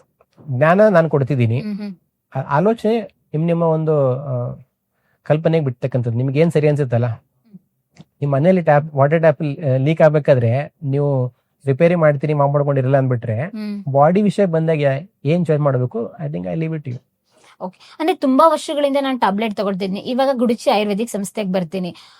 ಯಾವ ರೀತಿ ಅವ್ರು ಗುಣಪಡಿಸ್ತಾರೆ, ಮತ್ತೆ ಎಷ್ಟು ಸಮಯ ತಗೊಳ್ತಾರೆ, ಎಷ್ಟು ಸಮಯದೊಳಗಡೆ ನನ್ಗೆ ಡಯಾಬಿಟಿಸ್ ಕ್ಲಿಯರ್ ಆಗುತ್ತೆ? ಜನರಲಿ ನಾವು 6 to 9 months ಅಂತ ಹೇಳ್ತೀವಿ. ಈಗ ಆಲ್ರೆಡಿ ಸೆಕೆಂಡ್ ಉದಾಹರಣೆ ಕೊಟ್ಟೆ. ಈಗ ಒಂದು ಎತ್ತಿನ ಗಾಡಿ ಹೋಗ್ಬೇಕಾದ್ರೆ ಆಮೇಲೆ ಸೆಕೆಂಡ್ ಮೆಡಿಸಿನ್ ಕೊಟ್ಟು ಆ ಪ್ಯಾಂಕ್ರಿಯಾಸ್ ಅನ್ನು ಹಾಳು ಮಾಡಿರ್ತಾರೆ. ಎಷ್ಟರ ಮಟ್ಟಿಗೆ ಹಾಳಾಗಿದೆ ಅನ್ನೋದ್ರ ಮೇಲೆ ಕೆಲವೊಂದು ವಿಷಯಗಳು ನಿರ್ಧಾರಿತವಾಗ್ತವೆ. ಅವರ ಡಯಾಬಿಟಿಸ್ ರಿವರ್ಸಲ್ ಅಂದಾಗ ಏನ್ ಮಾಡ್ತೀವಿ, ಅವ್ರ ಒಂದು HbA1c ಲೆವೆಲ್ ಏನಿದೆ ಅದು ನಾರ್ಮಲಿ ತರ್ತೀವಿ. ಅವರ ಒಂದು ಶುಗರ್ ಲೆವೆಲ್ ಏನಿದೆ ಅದು ನಾರ್ಮಲಿ ತರ್ತೀವಿ. ಸಿಂಪ್ಟಮ್ಸ್ ಎಲ್ಲ 0 ಆಗ್ಬಿಡ್ತವೆ. ಮತ್ತೆ ಅವರ ಒಂದು ಇನ್ಸುಲಿನ್ ಏನೋ ತಗೊಳ್ತಿದ್ರೆ ಆ ಇನ್ಸುಲಿನ್ ಕೂಡ ಸ್ಟಾಪ್ ಮಾಡ್ತೀವಿ. ಇದೆಲ್ಲವೂ ಟೈಪ್ 2 ಡಯಾಬಿಟಿಸ್ ಅಲ್ಲಿ ನಾವು ಮಾಡ್ತಕ್ಕಂಥದ್ದು. ಇದನ್ನ ಮಾಡಕ್ಕೆ ಕೆಲವರಿಗೆ 6 ತಿಂಗಳು ಬೇಕು, ಕೆಲವರಿಗೆ 9 ತಿಂಗಳು ಬೇಕು, ಕೆಲವರಿಗೆ 12 ತಿಂಗಳು ಕೂಡ ಬೇಕಾಗ್ತದೆ. ಸರ್, ಡಯಾಬಿಟಿಸ್ ರಿವರ್ಸ್ ಆದ್ಮೇಲೆ ಅವರು ಏನೆಲ್ಲ ಆಯುರ್ವೇದಿಕ್ ಪದ್ಧತಿಯಲ್ಲಿ ಚಿಕಿತ್ಸೆನ ತಗೊಳ್ತಾರೆ ಅದನ್ನೆಲ್ಲ ಸ್ಟಾಪ್ ಮಾಡಬಹುದಾ? ಹೌದು, 9-12 ತಿಂಗಳಾದ್ಮೇಲೆ ನಿಮ್ದು ಶುಗರ್ ಲೆವೆಲ್ HbA1c ನಾರ್ಮಲ್ ಬಂದಾಗ ನಿಮ್ಗೆ ಯಾವುದೇ ಒಂದು ಔಷಧಿ ತಗೊಳ್ಳೋ ಅವಶ್ಯಕತೆ ಇರಲ್ಲ. ಕೆಲವೊಂದು ಕೇಸಲ್ಲಿ ಎಷ್ಟು ಹಾಳಾಗಿದೆ ಸಿಸ್ಟಮ್ ಅನ್ನೋದ್ರ ಮೇಲೆ ಮೇ ಬಿ ಒಂದು ಮಾತ್ರೆ ಮೇಲೆ ಇರ್ಬೋದಾಗುತ್ತೆ. ಸಿಸ್ಟಮ್ಗೆ ತುಂಬಾ ಹಾಳು ಮಾಡಿದ್ರೆ ಒಂದು ಮಾತ್ರೆ ಮೇಲೆ ಇರುವ ಒಂದು ಚಾನ್ಸಸ್ಗಳು ಅವಶ್ಯಕತೆಗಳು ಇರ್ತವೆ. ಯಾಕಂದ್ರೆ ಆಲ್ರೆಡಿ ನೀವು ನಮ್ಮ ಬಾಡಿನ ಡ್ಯಾಮೇಜ್ ಮಾಡಿದ್ದೀರಾ. ಅದಕ್ಕೆ ಬಿಟ್ರೆ ಕೆಲವರು ನಾನು ಅದನ್ನ ಮಾಡ್ಬೋದು ಇದ್ರ ಮಾಡೋದು, once in a while tea ಕುಡಿತೀರಾ ಕುಡೀರಿ, ಒನ್ಸ್ ಇನ್ ಅ ವೈಲ್ ಒಬ್ಬಟ್ಟು ತಿಂತೀರಾ ತಿನ್ನಿ. ಬಟ್ 3 ಹೊತ್ತು ತಿನ್ಬೋದಾ ಇಲ್ಲ, 3 ಹೊತ್ತು ಚಿಕನ್ ತಿನ್ಬೋದಾ ಇಲ್ಲ, 3 ಹೊತ್ತು ಆಲ್ಕೋಹಾಲ್ ಕುಡಿಬೋದಾ ಇಲ್ಲ.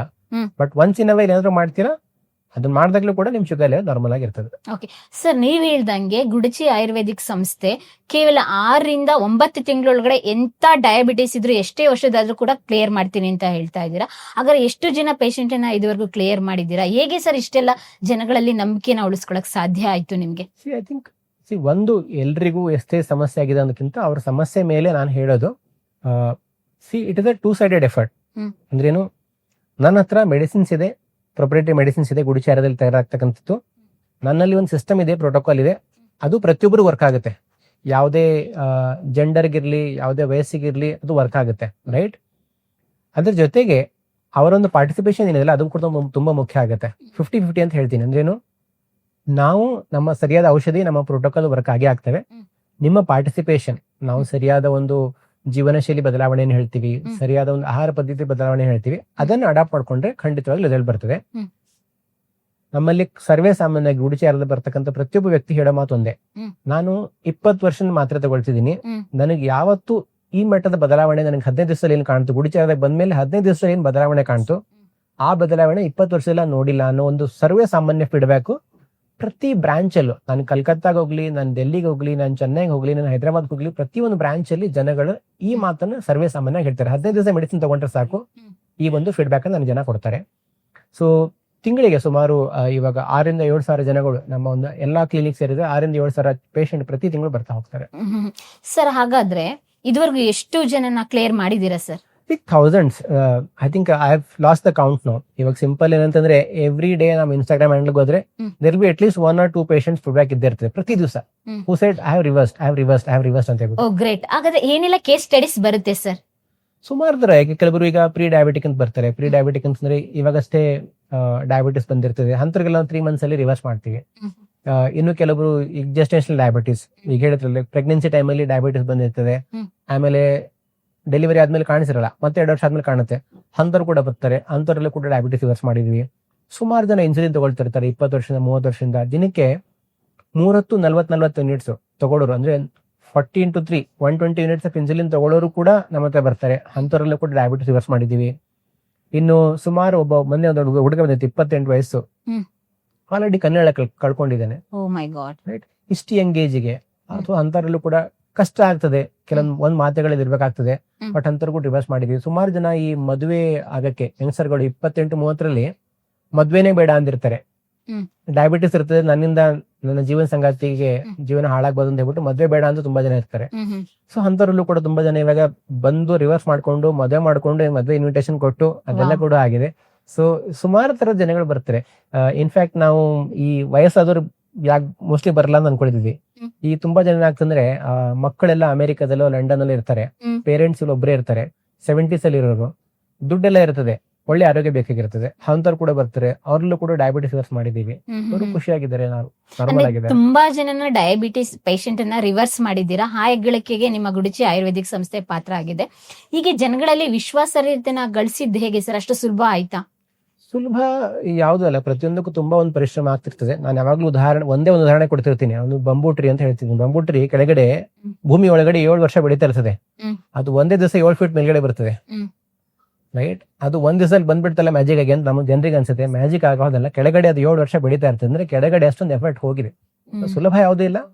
ಹಂತವಾಗಿ ಉದ್ದೇಶ ಯಾವಾಗ ನಿಮ್ದು ಕ್ಲಿಯರ್ ಇರ್ತದಲ್ಲ, ನಾವು ಪ್ರತಿಯೊಬ್ಬರಿಗೂ ಡಯಾಬಿಟಿಸ್ ಇಂದ ಆಚೆ ತರಬೇಕು, 30 ಲಕ್ಷ ಜನರದೇನು ಸಂಕಲ್ಪ ಇದೆ, ಉದ್ದೇಶ ಸರಿಯಾಗಿದ್ದಾಗ ಐ ಥಿಂಕ್ ಬಾಕಿದೆಲ್ಲವೂ ನಿಮ್ಮ ಒಂದು ಫೇವರ್ ಅಲ್ಲಿ ವರ್ಕ್ ಆಗ್ತಾ ಹೋಗ್ತದೆ. ನಮ್ಮ ಒಂದು ಉದ್ದೇಶ ಏನಂತಂದ್ರೆ ಪ್ರತಿಯೊಬ್ಬರಿಗೂ ಡಯಾಬಿಟಿಸ್ ಇಂದ ಆಚೆ ತರಬೇಕು ಅನ್ನೋ ಉದ್ದೇಶದಿಂದ ಇರೋದ್ರಿಂದ ನೇಚರ್ ನಿಮ್ಮ ಒಂದು ಸುತ್ತಮುತ್ತ ಇರತಕ್ಕಂತ ಒಂದು ವಾತಾವರಣ ಇದೆ, ನಮ್ಗೆ ಅನುಕೂಲಕರ ಆಗ್ತಾ ಹೋಗ್ತದೆ. ಸರ್ ನಿಮ್ಗೆ ಎಲ್ಲಿಂದ ಇನ್ಸ್ಪಿರೇಷನ್ ಸರ್ ಈ ತರದೊಂದು ಗುಡುಚಿ ಆಯುರ್ವೇದಿಕ್ ಸಂಸ್ಥೆಯನ್ನ ಕಟ್ಬೇಕು ಅಂತ ಅನ್ಸಿದ್ದು? ಯಾವಾಗ, ಹೇಗೆ? ಅದು ನಾವು 2014ರಲ್ಲಿ ಮಾಡಿದಾಗ ಅದೇ ಒಂದು ಇನ್ಸ್ಪಿರೇಷನ್ ಅಂದ್ರೆ ಆರೋಗ್ಯ ಸಮಸ್ಯೆ ಯಾವುದೇ ಇರಲಿ, ಜನಗಳು ಪ್ರತಿಯೊಂದಕ್ಕೂ ಒಂದ್ಸಲ ಹೆಲ್ತ್ ಇಶ್ಯೂ ಬಂತು ಅಂದ್ರೆ 20 ವರ್ಷ 30 ವರ್ಷ ಮಾತೆಗಳು ತಗೊಂಡಿರ್ತಾ ಇದ್ರು. ಸೊ ಮುಖ್ಯ ಕಾರಣ ನನ್ನ wife doctor Yamuna BS. So she is very passionate believer of Ayurveda. So ಅವ್ರ ಮದುವೆ ಆದಾಗಿಂದ I think I have never looked at her seen. ನಾ ಯಾವ್ದು ಹಾಸ್ಪಿಟಲ್ ಕಡೆ ಹೋಗಿದ್ದು ನೆನಪೇ ಇಲ್ಲ ನನಗೆ. ಯಾಕಂದ್ರೆ ಆಯುರ್ವೇದ ಹಾಸ್ಪಿಟಲ್ ಗೆ ಹೋಗಿಲ್ವಾ ಇದುವರೆಗೂ? ಅಂದ್ರೆ ನೀಡೇ ಬರ್ಲಿಲ್ಲ. ಫಾರ್ ಎಕ್ಸಾಂಪಲ್ ಯಾವ್ದಕ್ಕೂ ನೀಡೇ ಬರ್ಲಿಲ್ಲ. ಯಾಕಂತಂದ್ರೆ ಪ್ರಿವೆನ್ಷನ್, ಆಯುರ್ವೇದ ಹೇಳಿದ್ರೆ ಪ್ರಿವೆನ್ಷನ್. ನಿಮ್ಗೆ ಬರಕ್ಕಿಂತ ಮುಂಚೆ ತುಂಬಾ ಜನ ನೋಡ್ತೀವಿ ಚಿಕ್ಕ ಆಸಿಡಿಟಿ ಅಂತ ಒಂದು ಸಮಸ್ಯೆಗಳಿಗೆ ಗೊತ್ತೇ ಆಗೋದಿಲ್ಲ ಇದು ಬರ್ತಿದೆ. ಪ್ರಿವೆನ್ಷನ್ ಕಾನ್ಸೆಪ್ಟ್ ಮರ್ತೋಗ್ಬಿಟ್ಟಿದ್ದಾರೆ. ಬಂದೇ ಅಡ್ಮಿಟ್ ಆದ್ರೆ 3 ದಿವಸ 4 ದಿವಸ ನೀಡೇ ಇರಲ್ಲ. You can prevent lot of things. ಸರಿಯಾದ ಜೀವನ ಶೈಲಿ ಆಟ ಮಾಡ್ಕೊಂಡ್ಬಿಟ್ರೆ you can prevent. For example ನನ್ನ ಮಗನಿಗೂ ಕೂಡ ಹೇಳ್ತೀನಿ. ನಾನು ಇವತ್ತು ನನ್ನ ಮಗನಿಗೆ ಒಂದು ಕೂಡ ವ್ಯಾಕ್ಸಿನ್ ಹಾಕ್ಸಿಲ್ಲ. ನಾನು ಹುಟ್ಟಿದ ಮಕ್ಕಳಿಗೆ 30 ವ್ಯಾಕ್ಸಿನ್, ಸರ್ವೇ ಸಾಮಾನ್ಯವಾಗಿ 20ರಿಂದ 50 ವ್ಯಾಕ್ಸಿನ್ಗಳು ಇದಾವೆ, ಲಿಸ್ಟೇ ಕೊಡ್ತಾರೆ. ನನ್ನ ಮಗನಿಗೆ ಒಂದು ವ್ಯಾಕ್ಸಿನ್ ಹಾಕ್ಸಿಲ್ಲ ನಾನು. ಅಂದ್ರೆ ನಾನು ಬಿಲೀವ್ ಮಾಡ್ತಕ್ಕಂಥ ಒಂದು ಸಿದ್ಧಾಂತ ಆಯುರ್ವೇದದಲ್ಲಿ ಅದನ್ನ ನಾವು ಫಸ್ಟ್ ಅಡಾಪ್ಟ್ ಮಾಡ್ಕೊಂಡಿದೀವಿ. ರೈಟ್. ಸೊ ಅದನ್ನ ನಾವು ನಂಬಿದೀವಿ, ನಾವು ಅದನ್ನ ಅಡಾಪ್ಟ್ ಮಾಡ್ಕೊಂಡಿದೀವಿ. ನಮ್ಮಲ್ಲಿ ಯಾರು ನಂಬಿ ಬರ್ತಾರೆ ಅವರಿಗೂ ಕೂಡ ಅದೇ ಒಂದು ಬೆನಿಫಿಟ್ಸ್ ಅಥವಾ ಅದರದೊಂದು ಉಪಯೋಗಗಳನ್ನು ಬೇರೆಯೂ ಕೂಡ ಕೊಟ್ಟಿದೀವಿ. Okay, great sir. First time ನನ್ನ ಜೀವನದಲ್ಲಿ ಒಬ್ಬ ವ್ಯಕ್ತಿ ಮದುವೆ ಆದ ನಂತರ ನನ್ನ ಹಾಸ್ಪಿಟಲ್ ಮೆಟ್ಲೆ ಹತ್ತಿಲ್ಲ ಅಂತ ಕೇಳಿದ್ದು ನೀವೇನೆ. ಆದ್ರೆ ಯಾಕೆ ಅಂತ ಹೇಳಿದ್ರೆ ನನ್ನ ಜೀವನ ಪದ್ಧತಿ ಆಯುರ್ವೇದಿಕ್ ಪದ್ಧತಿಯಲ್ಲಿದೆ, ಹಾಗಾಗಿ ಹಾಸ್ಪಿಟ್ಲಿಗೆ ಹೋಗೋ ಅನಿವಾರ್ಯತೆ ಇಲ್ಲ ಅಂತ ಹೇಳಿದ್ರೆ. ನಿಮ್ ಬೇಸಿಕಲಿ ಯಾವ ಊರು, ನಿಮ್ ಫ್ಯಾಮಿಲಿ ಹಿನ್ನೆಲೆ ಏನು, ಎಲ್ಲಿಯವರು ಸರ್ ನೀವು? ನಾನು ಹುಟ್ಟಿ ಬೆಳೆದಿದ್ದೆಲ್ಲ ಬೀದರ್ ಡಿಸ್ಟ್ರಿಕ್ಟ್ ಚಿಟಗುಪ್ಪದಲ್ಲಿ. ಓ, ಉತ್ತರ ಕರ್ನಾಟಕ ಕಡಕ್ ಮಂದಿ ಹಾಗಾದ್ರೆ ನೀವು. ಹೌದು, ಬಟ್ ಬೆಂಗಳೂರು ಬಂದು 20 ವರ್ಷ ಆಯ್ತು. But I been across the globe. So ನಾನು ಸುಮಾರು ಕಾರ್ಪೊರೇಟ್ ಫರ್ಮ್ಗಳಲ್ಲಿ ವರ್ಕ್ ಮಾಡಿದ್ದೀನಿ. ಸೊ ಆಲ್ಮೋಸ್ಟ್ 13 ವರ್ಷ 14 ವರ್ಷ ವರ್ಕ್ ಮಾಡಿದ್ದೀನಿ. So across the globe. So ನಾನು ಗುಡುಚಿ ಶುರು ಮಾಡೋಕ್ಕಿಂತ ಮುಂಚೆ ಪ್ರೈಸ್ ವಾಟರ್ ಸ್ಕೂಪರ್ಸ್ PwC ಅಂತ ಹೇಳ್ತಾರೆ. ಸೊ ಜಾನಸ್ಬರ್ಗ್ ಅಲ್ಲಿ ಇದ್ದೆ. So that was my last job. ಅದಾದ್ಮೇಲೆ ಇಲ್ಲಿ ಗುಡುಚಿ ಬಂದು full time I been into this. Great sir. ಇವಾಗ ಸಕ್ಕರೆ ಕಾಯಿಲೆ ಪೇಷಂಟ್ ಬರ್ತಾರಲ್ಲ, ಅವ್ರನ್ನ ಹೇಗೆಲ್ಲ ಮೋಟಿವ್ ಮಾಡ್ತೀರಾ ನೀವು? I think that's the last thing that I want to do. Motivation ನಾನು ಮಾಡಲ್ಲ. ಹ್ಮ್. ನಾನೇನ್ ಹೇಳ್ತೀನಿ ಅಂತಂದ್ರೆ, ನಾನು ಕೊಡ್ತಕ್ಕಂಥ ಔಷಧಿಗಳನ್ನ 15 ಡೇಸ್ ತಗೊಳ್ಳಿ. ಹ್ಮ್. 15 ಡೇಸ್ ತಗೊಂಡಾಗ ಒಂದು ಬದಲಾವಣೆ ಏನು ಗೊತ್ತಾಗ್ತದೆ ಅಂತಂದ್ರೆ, ಹ್ಮ್. ಇಲ್ಲಿವರೆಗೆ ಕಾಣಿರ್ತಕ್ಕಂಥ 20 ವರ್ಷದಲ್ಲಿ 15 ವರ್ಷದಲ್ಲಿ ಏನ್ ರಿಸಲ್ಟ್ ಕಾಣಿರಲ್ಲ, ಹ್ಮ್. ಅವರಿಗೆ 15 ದಿವಸದಲ್ಲಿ ಕಾಣುತ್ತೆ. ವಾವ್. 15 ದಿವಸದಲ್ಲಿ ಅವ್ರ ರಿಸಲ್ಟ್ ಕಾಣಿಸ್ತದಲ್ಲ, ಹ್ಮ್. ಆವಾಗ ಅವರೇ ಖುದ್ದಾಗಿ ಬರ್ತಾರೆ. ನಾನು ಮೋಟಿವೇಶನ್ ಮಾಡೋ ಅವಶ್ಯಕತೆ ಇರಲ್ಲ. ಮೋಟಿವೇಶನ್ ಬೇಡ, ಚಿಕಿತ್ಸೆಲೆ ಅವ್ರಿಗೆ ಮೋಟಿವೇಶನ್ ಸಿಗ್ಬಿಡುತ್ತೆ. ರಿಸಲ್ಟ್ ನೋಡಿದಾಗ ಏನಾಗುತ್ತೆ ಅಂದ್ರೆ, ನಿಮ್ಮ ಜೀವನ ಕಂಪ್ಲೀಟ್ ಡಿಫರೆಂಟ್ ಪರ್ಸ್ಪೆಕ್ಟಿವ್ ಚೇಂಜ್ ಆಗ್ಬಿಡ್ತದೆ. Oh I am feeling very light. Diabetes ಹೋಗಿ ಒಂದ್ ಸಮಸ್ಯೆ ಅಂದ್ರೆ, ಮಾತ್ರೆ ತಗೊಂಡ್ರು ಕೂಡ ಯಾವಾಗ್ಲೂ ಸುಸ್ತು ಸುಸ್ತು ಸುಸ್ತು ಅಂತ ಇರ್ತಾರೆ, ನಿಂತ್ಕೊಳಕ್ ಆಗಲ್ಲ ಅರ್ಧ ಗಂಟೆ ಮೇಲೆ. ಅವ್ರಿಗೆ ಈ ತರ ಬದಲಾವಣೆ ಈಗ ತುಂಬಾ ಜನ ಬಂದ ಹತ್ರ 2 ಅವರ್ ನಿಂತ್ಕೊಂಡು ಏನೂ ಆಗಿಲ್ಲ ಅಂತ ಹೇಳ್ಬಿಟ್ಟು, ಈ ರೀತಿ ಬದಲಾವಣೆ ಆದಾಗ ಮೋಟಿವೇಶನ್ ಕೊಡೋ ಅವಶ್ಯಕತೆ ಇರಲ್ಲ. We are not A motivation centre, we are A healing centre. ನಮ್ಮ ಹತ್ರ ಬಂದಾಗ ನಾವು ನಿಮ್ಮ ಸಿಸ್ಟಮ್ ಅನ್ನ ಸರಿ ಮಾಡೋದು ಕೆಲಸ ನಮ್ದು. ಮೋಟಿವೇಶನ್ಗೋಸ್ಕರ ಸುಮಾರು ಯೂಟ್ಯೂಬ್ ಚಾನಲ್ಗಳಿದ್ದಾವೆ, ಸುಮಾರು ಬಾಬಾಗಳಿದ್ದಾರೆ, ಹತ್ರ ಹೋಗಿ ಚಿಕಿತ್ಸೆಗೆ ಸರಿಯಾದ ಆರೋಗ್ಯ ಸಮಸ್ಯೆಗೆ ಸರಿಯಾದ ಚಿಕಿತ್ಸೆ ನಾನು ಕೊಡ್ತೀನಿ. Okay, thank you Prashant sir. ತುಂಬಾ ಉಪಯುಕ್ತವಾದಂತ ಮಾಹಿತಿನ ಹೇಳಿದ್ರಿ. ಇವಾಗಿನ ಜನರೇಷನ್ಗೆ ಆಯುರ್ವೇದಿಕ್ ಪದ್ಧತಿ ಎಷ್ಟು ಮುಖ್ಯ, ಅದರಲ್ಲೂ ಕೂಡ ಗುಡುಚಿ ಆಯುರ್ವೇದಿಕ್ ಸಂಸ್ಥೆ ಯಾವ ರೀತಿಯಾಗಿ ಕೆಲಸ ಮಾಡ್ತಾ ಇದೆ, ಯಾವ ರೀತಿಯಾದ ಪೇಷಂಟ್ಗಳು ಮಧುಮೇಹಿಗಳಾಗಿ ಇಲ್ಲಿಗೆ ಬಂದಿದ್ರು, ಗುಣಮುಖರಾದ್ರು ಅಂತ ಹೇಳಿದ್ರಿ. Thank you. ಮಧುಮೇಹ, ಸಕ್ಕರೆ ಕಾಯಿಲೆ ಬಗ್ಗೆ ಮಾತಾಡ್ತಾ ಹೋದ್ರೆ ಮುಗಿಯೋದೇ ಇಲ್ಲ. ಮುಂದಿನ ದಿನಗಳಲ್ಲಿ ಈ ಆರೋಗ್ಯ ಸಮಸ್ಯೆ ಬಗ್ಗೆ ಮತ್ತಷ್ಟು ವಿಚಾರಗಳನ್ನ ಮಾತಾಡ್ತೀನಿ. ಮತ್ತೆ ಸಿಗ್ತೀನಿ ಮತ್ತೊಂದು ಹೊಸ ಪಾಡ್ಕಾಸ್ಟ್ ಅಲ್ಲಿ. Keep watching. ಯಾರೆಲ್ಲ ಮಧುಮೇಹದಿಂದ ಬಳಲ್ತಾ ಇದ್ರ, ಸಕ್ಕರೆ ಕಾಯಿಲೆದಿಂದ ನಿಮ್ಮ ಫ್ರೆಂಡ್ಸು ಫ್ಯಾಮಿಲಿಯಲ್ಲಿ ಯಾರೆಲ್ಲ ಬಳಲ್ತಾ ಇದ್ರೆ ಅವರಿಗೆ ಈ ವಿಡಿಯೋನ ಶೇರ್ ಮಾಡಿ. ಯಾಕೆ ಅಂತ ಹೇಳಿದ್ರೆ, ಆಯುರ್ವೇದಿಕ್ ಪದ್ಧತಿಯಲ್ಲಿ ಕೂಡ ಡಯಾಬಿಟಿಸ್ ರಿವರ್ಸ್ ನ ತಗೋಬರ್ಬಹುದು ಅನ್ನೋದನ್ನ ಇಲ್ಲಿ ಈ ವಿಡಿಯೋದಲ್ಲಿ ನಾವು ಹೇಳಿದೀವಿ. ನಮ್ ಜೊತೆ ಇವರು ಇದ್ರು ಕೂಡ, ಗುಡಚಿ ಆಯುರ್ವೇದಿಕ್ ಸಂಸ್ಥೆಯ ಫೌಂಡರ್ ಆದಂತಹ ಪ್ರಶಾಂತ್ ಸರ್ ಕೂಡ ಒಂದು ಉಪಯುಕ್ತವಾದಂತ ಮಾಹಿತಿನ ಜನಗಳಿಗೆ ಶೇರ್ ಮಾಡ್ದಂಗೂ ಆಗುತ್ತೆ.